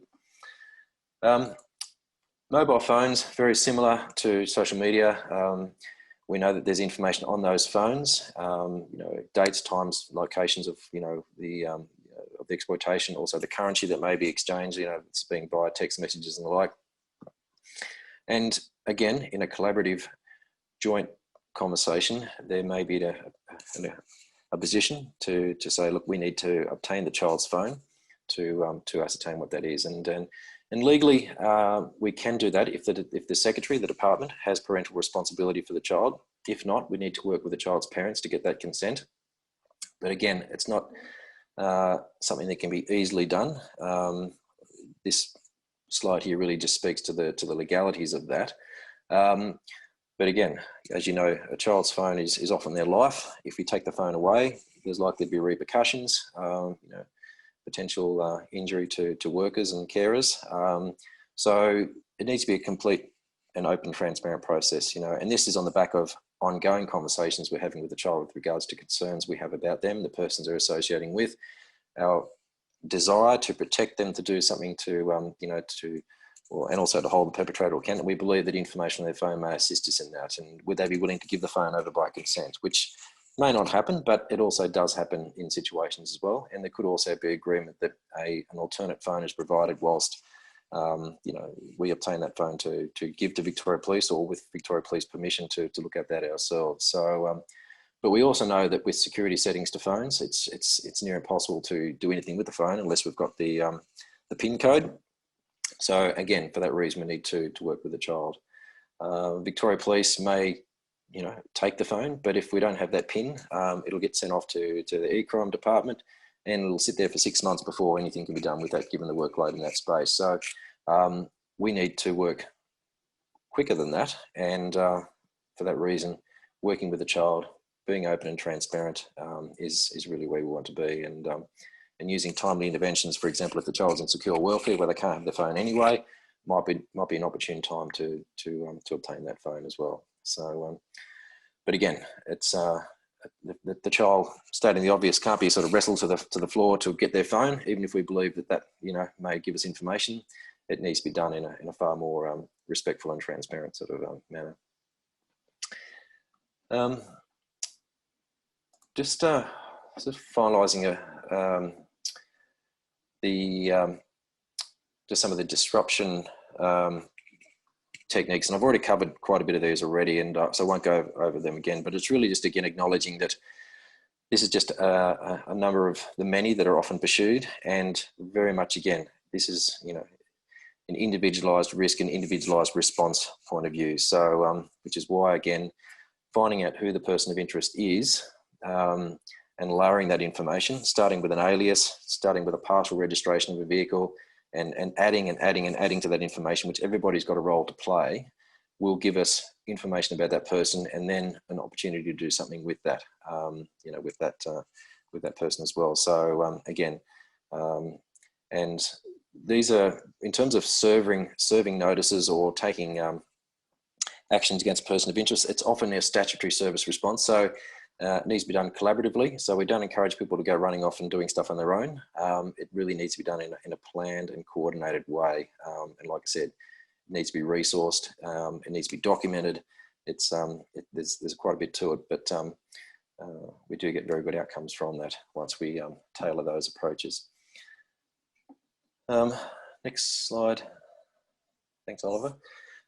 Tier ratings, again, this is information that's in the practice guide, and really this is maybe not central to if you're in the out-of-home care space or family support space necessarily, but it's language that you'll probably hear bouncing around. Mary's a tier 1, at-risk child, and you might be thinking, what does that mean? And really this speaks to evidence ratings that we've created for children who are being sexually exploited. And this is not about risk of sexual exploitation. This is when we've confirmed that they're being sexually exploited, and this is when we have dates, times, and locations of the confirmed exploitation, and we know the person of interest. So we would, in that situation, say that the child is provisionally or definitively a tier 1 client. And if that's the scenario we're in, we really need to be saying, what is our plan? And we need to have that plan now, and doing that in collaboration with Victoria Police and other critical stakeholders to stop the exploitation from occurring. We can't just sit on the fence. But this is a tier 1 risk rating will often be applied once that layering of information is applied, and we've turned information into intelligence, because much of what we often get in the first instance about a child's believed exploitation is not intelligence, it's fragments of information. So there's a clear differentiation between those two terms. We need to turn that information into intelligence, and a tier 1 will often be the outcome of that layering. Tier 2 is really when we're nearly in that space. We've got some specificity, quite a bit in fact, but we may not have, for example, the full identity of the person of interest, but we're working very hard with Victoria Police and other critical stakeholders, including yourselves, to obtain who that person is. So as you appreciate, we can't go knocking on doors unless we know who the person is and where they live. So there's a lot of work that is done behind the scenes to make that happen. Active monitoring is where we sort of move back from evidence into the risk space, where we believe that there is a high risk of exploitation because our child is associating with a confirmed child who is being sexually exploited, who may be tier 1, maybe, and they're on our radar just by nature of that association. What we're doing in that situation, if we're categorising a child to be, who's in active monitoring space, is to saying, look, what are we doing to put eyes on that child, to gather the information, and working really hard to build that evidence base.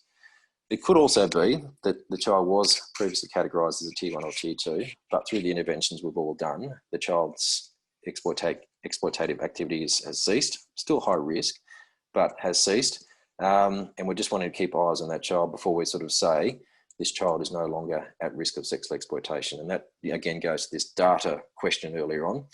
We don't forever keep a child on our at-risk register. It's only time limited, but we have to be confident that indeed the child is no longer at risk of sexual exploitation. There might be a high risk of other things, but not necessarily from exploitation, if that makes sense. But again, this is all information that's in the practice guide that I've referred to. That's it for me for the moment. So I'm going to hand over to Perry, but before I do, are there any other questions that people have at this time? We do have two questions in Q&A. One of them's, how does the child information sharing scheme overlap with child sexual exploitation? It does complement, but very much we've got a standalone information sharing agreement with Victoria Police in this space. So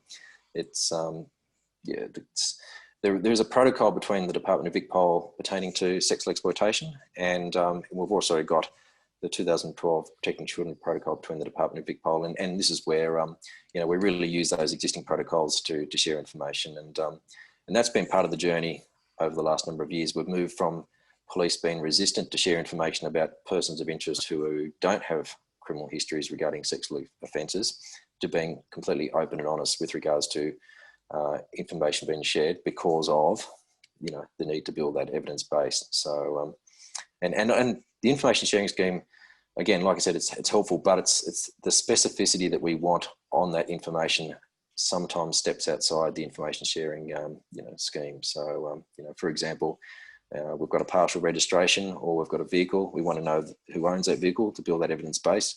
We do that generally through the direct liaison with police. So, but again, at a local area, we're not expecting a residential care provider to ringing police directly to get that information. This again comes down to defining roles and responsibilities with regards to that conversation, and the role of the exploitation practice leader in that space. So, because there are some issues to sharing that information, and police, because there's not protocols with individual community service organisations, there may be a reluctance to share that information, and that's why using the protocol I mentioned is a stronger platform to obtain information and to document that information. So. Just one more, then I'll leave the other one to Perry because it's about Snapchat and WhatsApp. But there's one more. It's what can be done when a parent is aware that the child has social media accounts with the other parent, but has no access to monitor, is aware the child is receiving or accessing pornographic images. Sorry, say that again. It's basically when they've got no access to monitor the child who is receiving or accessing pornographic images. I think what can be done to either get them access or to stop that from occurring, I think, is the question. Yeah, look, Perry might be able to cover that a bit, but I think it's a bit of a challenge. So if we've got carers or parents who are worried about their child or children in their care and the material they're accessing, it's fairly common that they actually don't have access to their material. And look, when I'm talking earlier on about, viewing a child's online platform, I mean, really that's only often possible if they've not put the security settings in place to do that, but if they've, got the system pretty stitched up from a security, point of view, that will be difficult. But there's other means by which we can sort of do that. It's just about, again, individualising that approach. So we've got other mechanisms with Victoria Police in terms of, for example, that we can, if we think that Facebook is the primary platform that the child's using to exploit themselves, by nature of putting themselves out there, we might, for example, seek to have that site shut down or that access shut down because the child on that platform is saying that they are 18 when in fact they are 14, and we would say to Facebook the child is not adhering to Facebook terms and conditions, and we'll seek to have that shut down. And it's not a panacea, it doesn't fix things overall, but at a point in time it might just slow things down as well. So there's a range of things we can do, but and again, e-safety can assist in that space, but I'll defer that to Perry as well. So. On that note, Perry, I'll hand over to you. Great. Hi everyone. As I was introduced earlier, I'm the Sexual Exploitation Practice Leader for the South Division, and I'm going to talk a little bit about, I guess, some of the some of what's relevant to some of the questions that have been asked at the moment is cyber safety and prevention around child sexual exploitation online. And I'm going to start with, as you'll see on your screen, there's a quote by Julie Inman Grant, who is our e-safety commissioner. I'm not sure if everyone is aware, but in 2015, the Commonwealth Government developed the E-Safety Commissioner's Office and appointed Julie Inman Grant as our E-Safety Commissioner.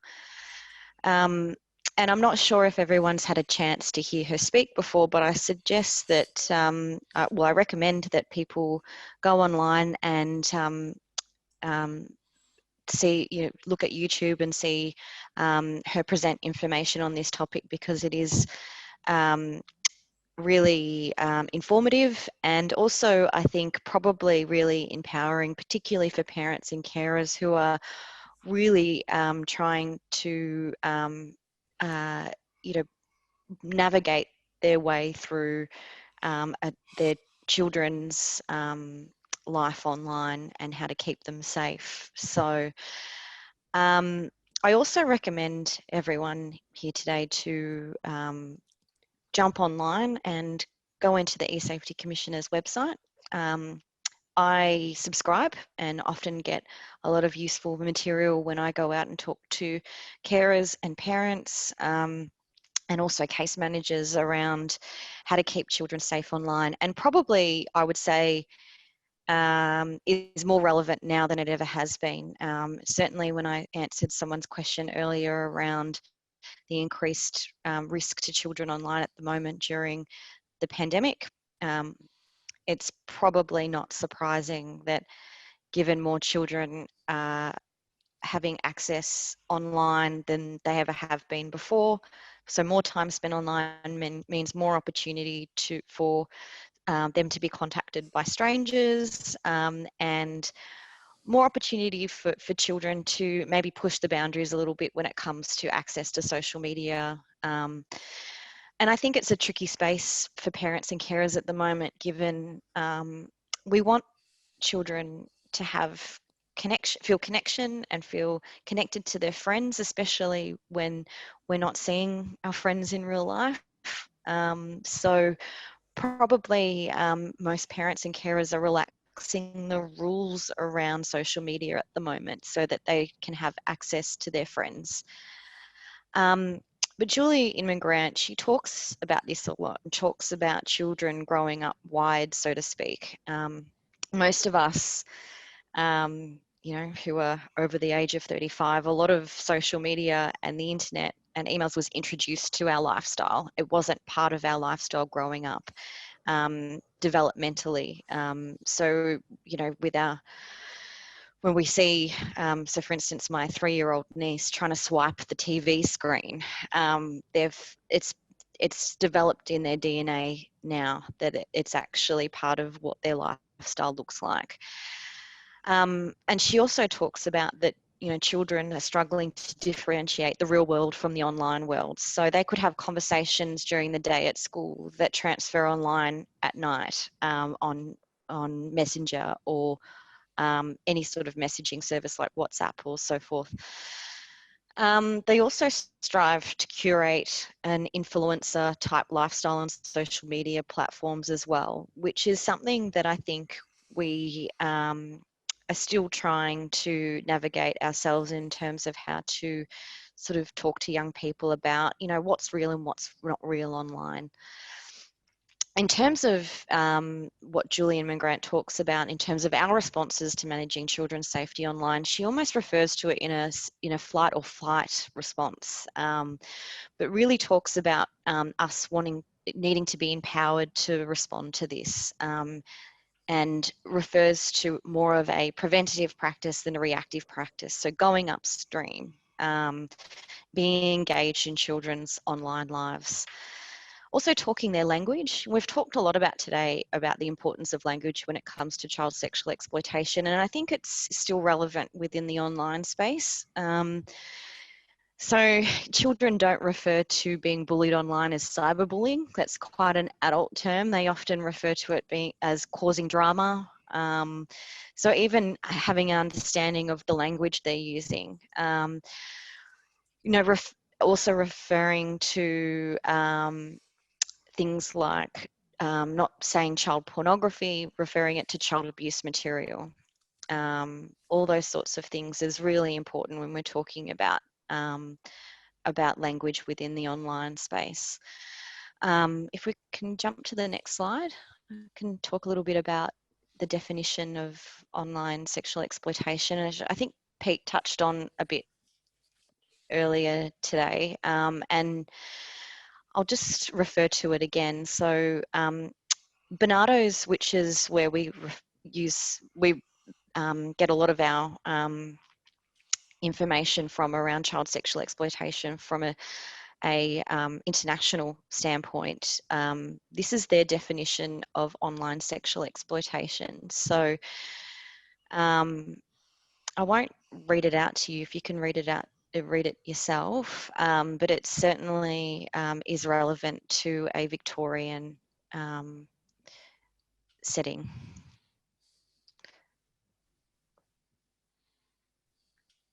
I'll just jump to the next slide, if that's okay. And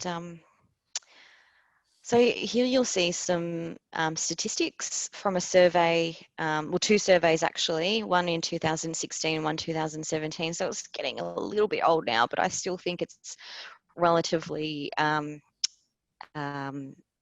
current, and probably some of them, the statistics on this and facts on this slide are probably not too surprising to many of you. So on average, outside of school, 10 to 14-year-olds spend 23 hours online per week. I would probably suggest that's a little bit more now these days, but certainly, in 2016, when this survey was taken place, took place, that it was quite a significant amount of time spent online. On average, children aged 10 to 14 years have 2 active social media accounts. 12% of 10 to 14-year-olds share personal information online. 9% of 10 to 14-year-olds reported being exposed to inappropriate content, and 36% of 10 to 14-year-olds said that they'd talked to strangers online. And I just wanted to draw your attention to that statistic. So 36% of 10 to 14-year-olds said that they've talked to strangers online. That's that's 1/3 of those children have been contacted by a stranger online. And I think that probably speaks to not only some of the work that parents and carers at the front line of defence need to be doing in this space, but it also speaks to the vulnerability of children. So what we want to start doing is having really engaged conversations with children around what's happening for them online, and knowing what social media accounts that they're accessing online. And making children feel safe enough to talk to the safe adults in their life as parents and carers or case managers when this actually happens to them. I just want to jump to the next slide, Oliver. So I guess what we mostly see online, and we've talked a little bit about that earlier today, is online grooming. So most people might not know this, but grooming is an offence.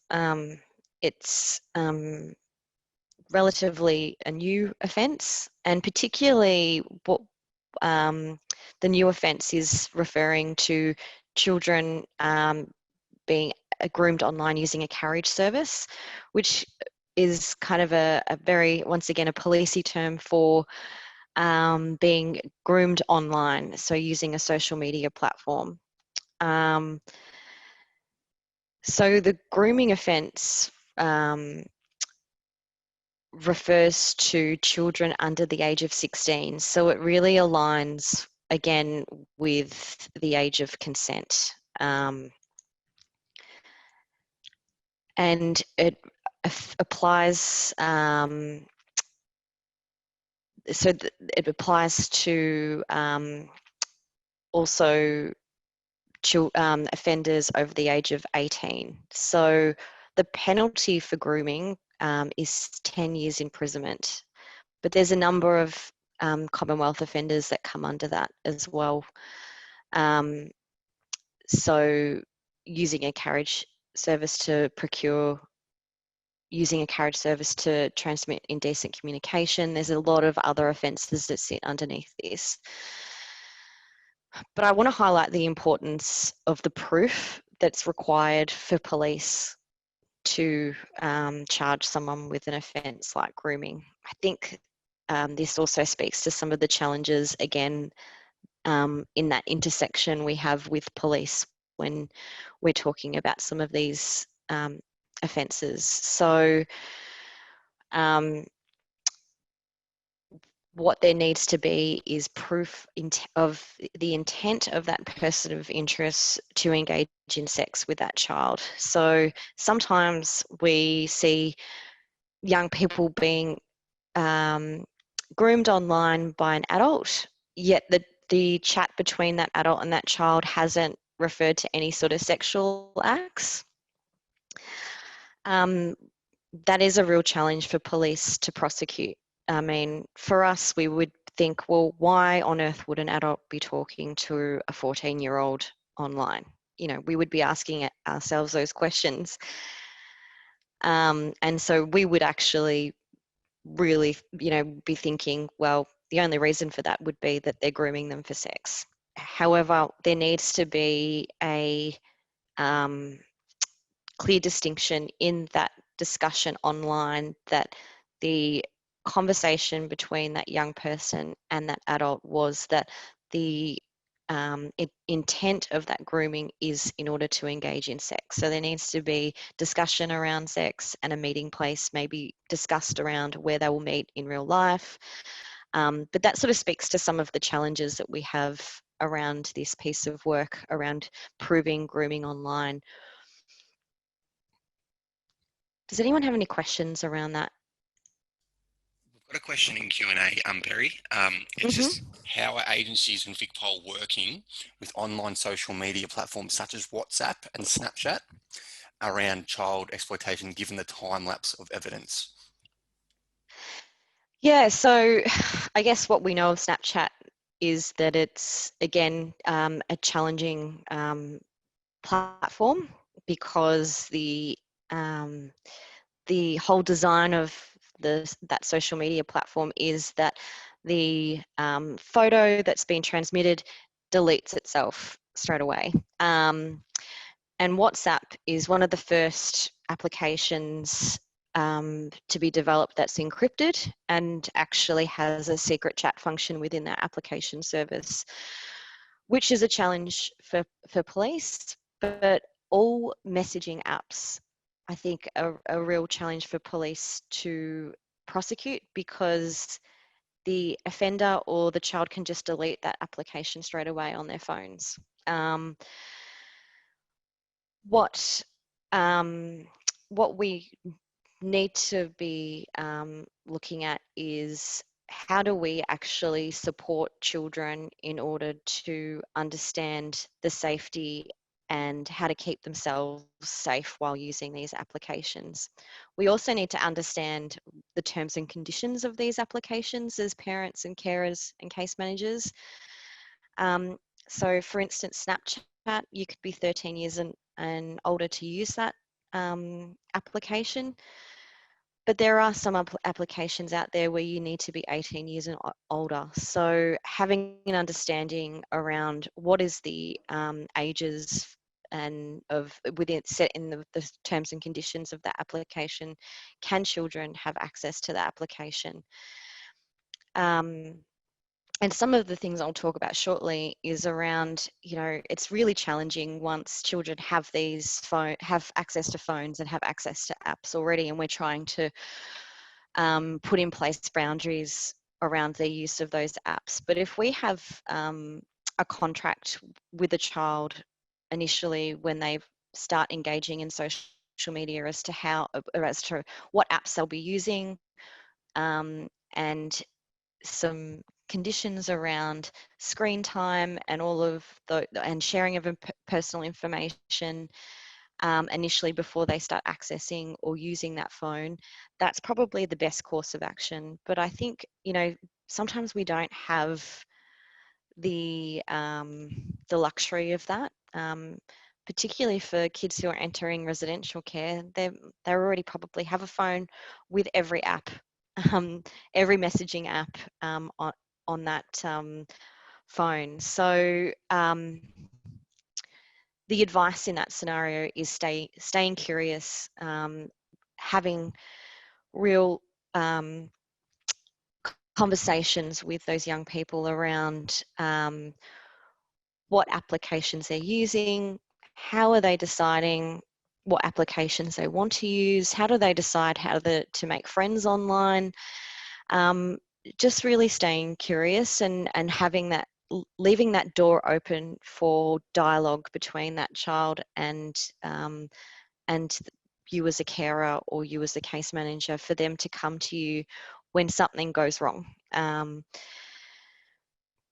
So I think that's probably the best scenario. One other tool that I use when I'm understanding what new apps are out there is the Common Sense Media website, which I'm not too sure if everyone is aware of, but it's certainly a website that I use quite regularly. And it details the terms and conditions of that particular application. It has reviews from parents, it has reviews from children, and it helps me better understand how the application is used. So sometimes it has screenshots of what the application looks like. So for instance, I used to download all these applications on my phone because when kids were explaining them how they used, I just couldn't fathom what it looked like. So I used to download them and used to have a number of different, you know, apps on my phone. But now I use this website as a way to see the sort of screenshots and see how it's actually used and worked. So I guess that's a really great way of getting an understanding around the safety implications, the terms and conditions around using that app. Was there any other questions? There is another one that's very related, Perry. Hi, I'm back. There's been a rise in young people under 18 using dating apps and meeting with adults that way. Can dating apps be traced? I mean, this is, you know, this is really about understanding the nature of the technology that you just discussed. Yeah. And I think this is just a comment about, is there a way to shut it down? I mean, I suppose. Yeah, I mean, it's about really understanding, is this an app?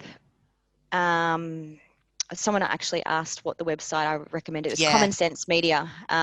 Just again, Common Sense Media, you just type that in and it will come up with a website where you can search within that website what app you're talking about. You can also search like books and TV shows as well. So for instance, when 13 Reasons Why came out a few years ago, most parents were sort of worried about their children seeing that TV show, and it gave a sort of a safety rating around that. Yeah, it's Common Sense Media. That's really helpful. And there's one more in chat as well, Perry, which is really about sexting and children sharing nude images and perhaps getting a caution or conviction in relation to that. Maybe you could make a comment about that, unless you already have. I've just come back. I'll just come back to the other question first around dating apps. So people under the age of 18 using dating apps, once again, I would check the terms and conditions. I think some people think a lot of apps are dating apps when they're actually not dating apps. For instance, Scout. Scout is an app that many of you might be aware of, and many of you won't be aware of, but it's certainly something from a statewide perspective. We're having some real issues at the moment with a lot of young people being targeted online, particularly young people who are substance seeking, who are very vulnerable. They've got significant substance issues and are looking at purchasing drugs through the use of the Scout app. Most people were referring to Scout as a dating app. It's not a dating app. It's a friend seeking, connection seeking app. And you can be under the age of 18 to use that app. But what you need to do is actually say that you're under the age of 18. And so if you are under the age of 18 using that app, you will only chat with people who are under the age of 18. But if you are over the age of 18, and you say you're over the age of 18, you'll be talking to adults. So I think that brings me back to my my answer to a previous question, which is really getting an understanding around those applications, looking at them, researching them, going online, going to Common Sense Media, going to the actual application on your desktop and actually reading the terms and conditions and getting an understanding of what that application is. If you are concerned about a child identifying themselves as over the age of 18 on a particular dating app, my advice would be to consult your local socket and child protection to talk about a way in which you can respond to that.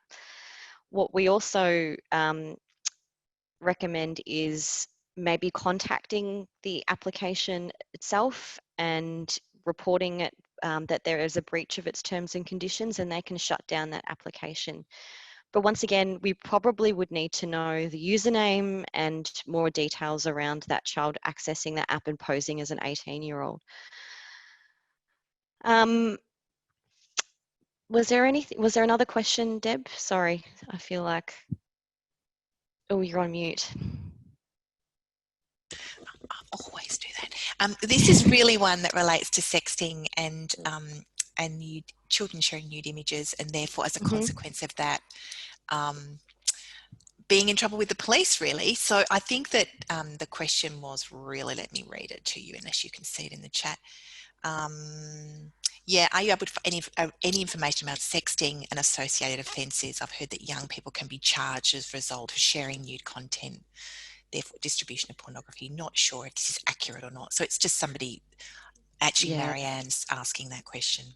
I might comment on that, Perry. You can comment on that, Pete, if you want. Yeah, because I mean, look, I know that in context to the sex offender registry and the like, there's concerns that sexting will result in children who share images with other children will result in those persons being convicted. And the long and short of it is that that's not been the outcome in terms of that sort of same age peer type of dynamic. It's a different dynamic, of course, if there's sexting between, say, a child and an adult. That's an offence, a clear offence, and police will prosecute those matters. But between children of a same age peer type, circumstance, there's not an increase in criminal prosecutions, to my knowledge. I can't speak to warnings that might occur in that space. I know there's a whole lot of challenges that occur within the school setting, so to speak, and police may be involved in those situations on a case-by-case basis. But certainly in terms of those persons who get convicted of child sex offences, which include sexting,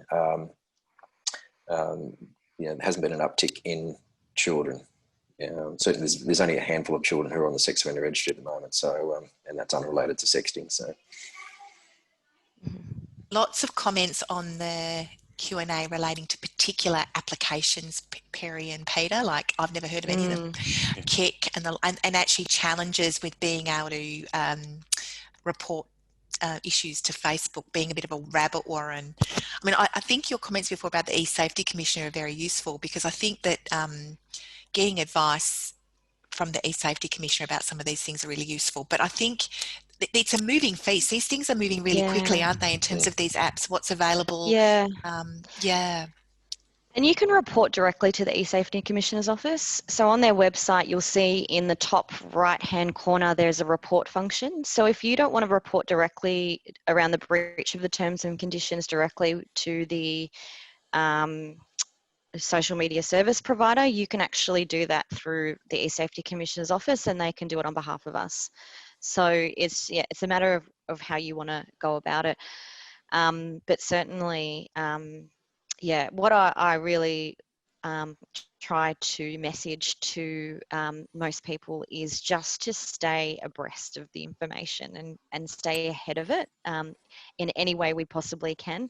It's impossible to stay ahead of it, to be honest, because I feel like we're always sort of responding, but when we are doing that, what we need to be doing is staying informed and reading up on all of these applications and getting an understanding around how they're used, what their functions are, what you know, a lot of media. So when we've Googled some of these apps, there's been a lot of, you know, sometimes media around how the social platforms have been illegally used in the past, which will give us also a good indication around some of the issues that the social media service provider has had with that application.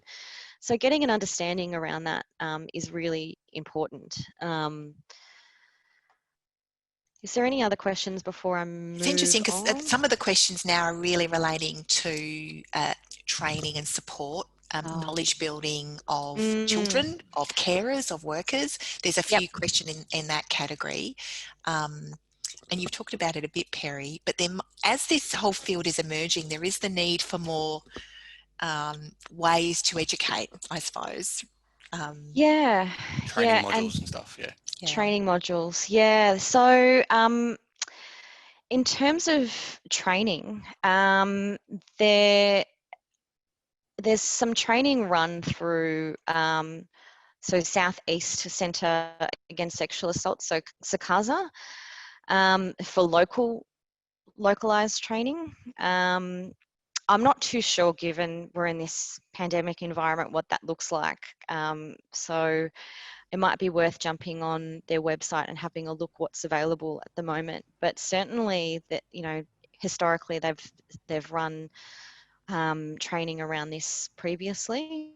Might be a thing we have to follow up together. There's also, and I'm just desperately trying to find it in my emails. There's actually another one internationally that I'm trying to find the name of, because it's just, the name's just escaped my brain right now, but it's an American-based one that I've just discovered recently when I went to a sort of an online conference that's targeted for parents and carers, that is actually you engage in online with other groups of parents and carers who are trying to sort of navigate this themselves, and they have some online modules that you complete, and it's a free service. So I'll Deb and Oliver, I'll track that down once we leave today, and I'll send that to you if you don't mind, because for some reason the names escaped me. Any useful links that Perry and Peter have sort of have identified today, we'll put together in an email with any resources and stuff and send that out to everyone. So Thank you, Perry and Oliver. There's always new resources. It's a matter of just continually putting those things out. I think this is the challenge when it comes to online safety, is there's new things coming up all the time. There's new applications, there's new advice. But what I do recommend, and this is what I said at the top of of when I first started talking, is really looking at the eSafety Commissioner's Office website. That has an iParent portal, which actually provides a lot of advice. Has a lot of advice, particularly on sexting as well, which has come up in the chat in terms of a concern, and how they would advise someone to address that. So I might just continue moving through. That would be great, Perry. Thank you. If you want to jump to the next slide, Oliver, that would be great. Thank you. So unwanted contact. So that's something I've sort of talked about already in terms of children being contacted online by a stranger. And it could be also not of a sexual nature. It could be something unpleasant or confronting, and it yeah, it doesn't necessarily have to mean of a sexual nature, but what we do find most often or not, it is, and at worst it can involve the grooming of a child. So if you want to jump to the next slide, Oliver, I can start moving through some of the work that's happening. So as I mentioned, a lot of the advice from today's presentation comes from the eSafety Commissioner's Office.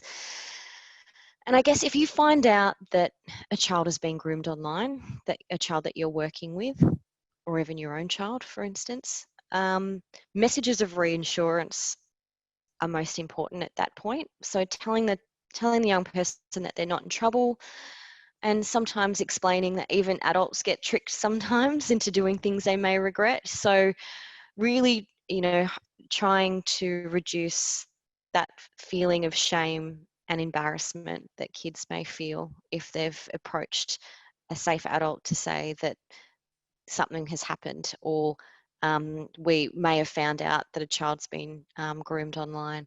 So talk to them without being judgmental or angry, and make them feel like they can come to you with anything without the fear of being punished or criticised. One thing that we tend to do as a bit of a knee-jerk reaction when we're panicked and responding to children emotionally when they've been groomed online is cutting off the child's access to the internet or their access to social media. I think this should be used as a last resort, because they may again see this as a punishment. And in all the work that we do in sexual exploitation, online otherwise, the blame needs to be placed with the adult offender, or the adult who is perpetrating the exploitation or targeting or grooming, not the child. So we need to be really careful about some of the steps we take when we do that. If you think that it's probably in the child's best interest in terms of keeping them safe, certainly, you know, consider that as part of your response, but really understand the nuance and the messaging that sits behind that. Collecting evidence. I think Peter's touched on this as well when it comes to the viewing of children who may have sent an image to someone that, you know, they regret. Always consult Socket in the first instance before you or the child block someone or delete posts, or even when you take screenshots, and do not forward anything that may depict child abuse material. So yeah, consulting Socket in the first instance is the first step if you think that something illegal has taken place online. And talking to children about the report and blocking functions that sit within social media, helping them understand how to keep their personal information private, but also when they're contacted by a stranger online, how to block and report, because that function sits within any social media platform. Next slide, please. Thank you. Staying involved in the child's digital world. I think I've touched on this quite a bit, is, you know, keeping up to date with sites, apps and online chat services. Also, and researching them. And if a carer or a case manager is concerned about a child visiting sites that they haven't told them about, they should talk to them about their concerns.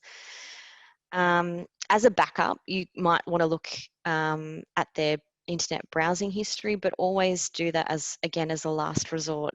The aim of this is to build or establish a trust and open dialogue with the child, and making them feel that they can come to you. I always sort of use the example of the real life example of when we are teaching kids about how to use like public transport for the first time, or walking to school for the first time. What are some of the things that we're telling kids is, if they're approached by a stranger, what would we expect them to do? We would expect them to maybe use their phones to call the police, or, you know, or if they are home safely, tell them about it. So I think we should be using the same approach when it comes to children on being active online in social media. Given the risk of them being contacted by strangers, we need to be using the same approach, is having that open dialogue with kids around their safety online. So again, building an open and trusting relationship, keeping communication open and calm, and for them to know that they can come to a safe adult when someone is asking them to do something that they feel that may not be right or making them feel uncomfortable. And helping them protect their privacy. So guide them to be using privacy settings. So having that regular conversation with kids, are they using their privacy settings online? Do they know how to actually adopt privacy settings? I think sometimes one of the things that people approach me about is that when they're reviewing a child's social media profile, they're like, oh, it's so annoying. Everything's in private and I can't see anything. And I say, well, that's actually kind of a good thing because they're adopting what we would expect them to do to keep themselves safe online, that they're using all the privacy settings. So yes, it's kind of frustrating when, you know, we're trying to obtain information about a child's social media profile or activity, but I'm more concerned when I can see everything, because that means that anyone can see what they're posting online. Encourage them to use an alternative name other than their full names online, and not disclosing anything private, so their phone number or address. Sometimes I get worried when I see kids online posing in their school uniform in their profile picture. That is not great, because it really helps others know what school they go to, what area they live in, all sorts of things. So that's really important that we address that. Explaining that to kids that they shouldn't send photographs of themselves that clearly show their identity. So again, not showing a photograph of them in their school uniform would be a perfect example of that. And really talking about, you know, how they decide to post something online. How do they decide to post a photo or send an image? Like, what are their getting an understanding of their decision making around that. Teach them to be alert to the signs of inappropriate contact. So encourage them to be wary of the online friend who asks a lot of questions about personal information soon after meeting, starts asking them for favors and does things in return. So abusers, as we've talked about already, often offer promises, gifts and favors to gain trust. So be wary of the online friend that wants to keep the relationship secret. So online groomers typically try to keep their relationships where their target's extremely private. So asking for it to be something special and just between them. They contact them frequently and in different ways, like texting through Instagram and online chat services. Ask them things like who else uses their computer and which room is their computer in. Compliments them on their appearance and body, or ask them things like, have you been kissed? And try to push those boundaries and try to make them feel guilty or even threaten them if they're unwilling. Many of these warning signs can apply to people the child knows in real life as well. So just for that I need to be mindful of that disclaimer. So just as well as strangers. So if a child starts to become uncomfortable about the relationship, they should block the person and report the inappropriate contact to the site or service used to contact them. Establish safety guidelines for when meeting online friends face-to-face. I think that more often than ever, young people are making decisions to meet people that they meet online face-to-face. And as much as we would discourage them not to do that, and I think that should be the messaging, they probably might do that. And if that happens, they need a safety plan. So discussing with them about, you know, where would they meet, and how would they keep themselves safe if they were to meet someone online in real life. There's a lot of apps out there as well that promote safety. So alert apps, which I'm not sure if everyone's aware of. And Kids Helpline have the Help Me app at the moment, which is really a good useful tool for kids who, for any young person really, who is starting to maybe catch public transport for the first time, to those kids who are regularly running away. So I think it doesn't matter what behaviour a child is engaging in, and how safe that child is in the community. We should be probably encourage them to, if they've got a smartphone, to download any sort of alert apps that are designed to alert the safe adults in their world as to, you know, where their location is if, say, they're in trouble.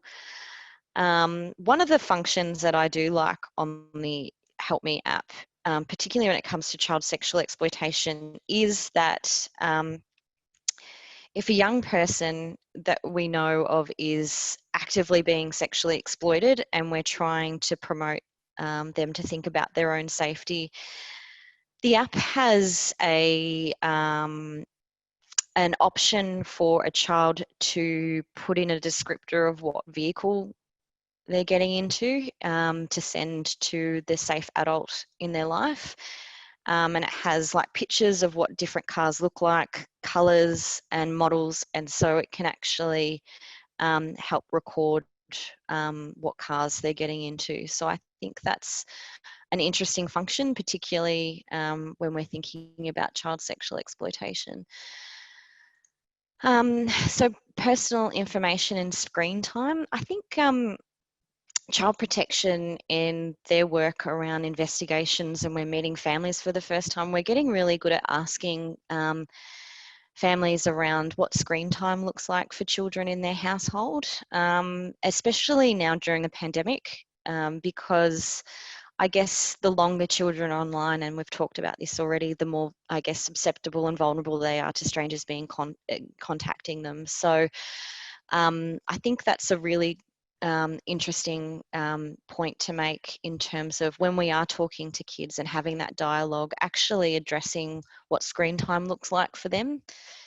Most of us have smartphones now, and it actually documents what screen time looks like for us on a week-to-week basis. I usually get the notification on a Sunday, and it makes me feel very guilty about how I've spent my week, because it details how long you've spent on different applications. So I think it's worth a discussion with young people about, you know, what that looks like for them. Negotiating key rules. I've talked a little bit about contracts. So there's a number of websites that if you're interested and you're thinking about what kind of boundaries you want to put in place when children are accessing social media or getting a smartphone for the first time, SACASA have a great e-contract, as well as and within the e-safety portal of the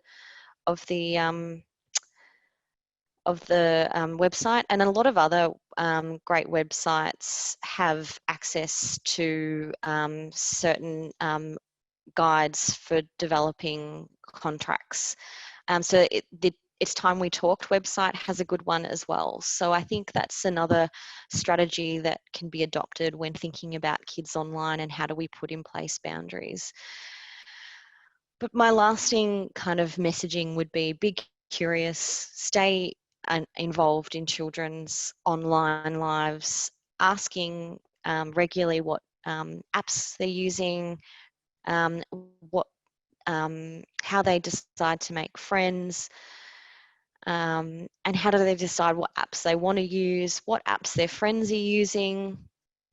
It's just staying involved and keeping that dialogue open, and also staying up to date with the current applications that kids are using, not just hearing it from the young people as to what apps they're using, actually going into the depth of researching them and what their design is, and what is the function, what is the age, within the terms and conditions of how old people need to be using those apps. So really stay curious and stay up to date and informed.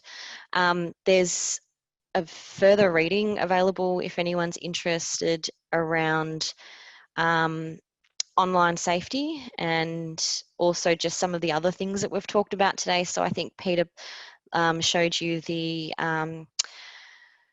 the child sexual exploitation protection guide for assessing, preventing and responding to sexual exploitation. So that's available online. But the Bernardo's website is also a good website to look at up-to-date resources around sexual exploitation from a international standpoint.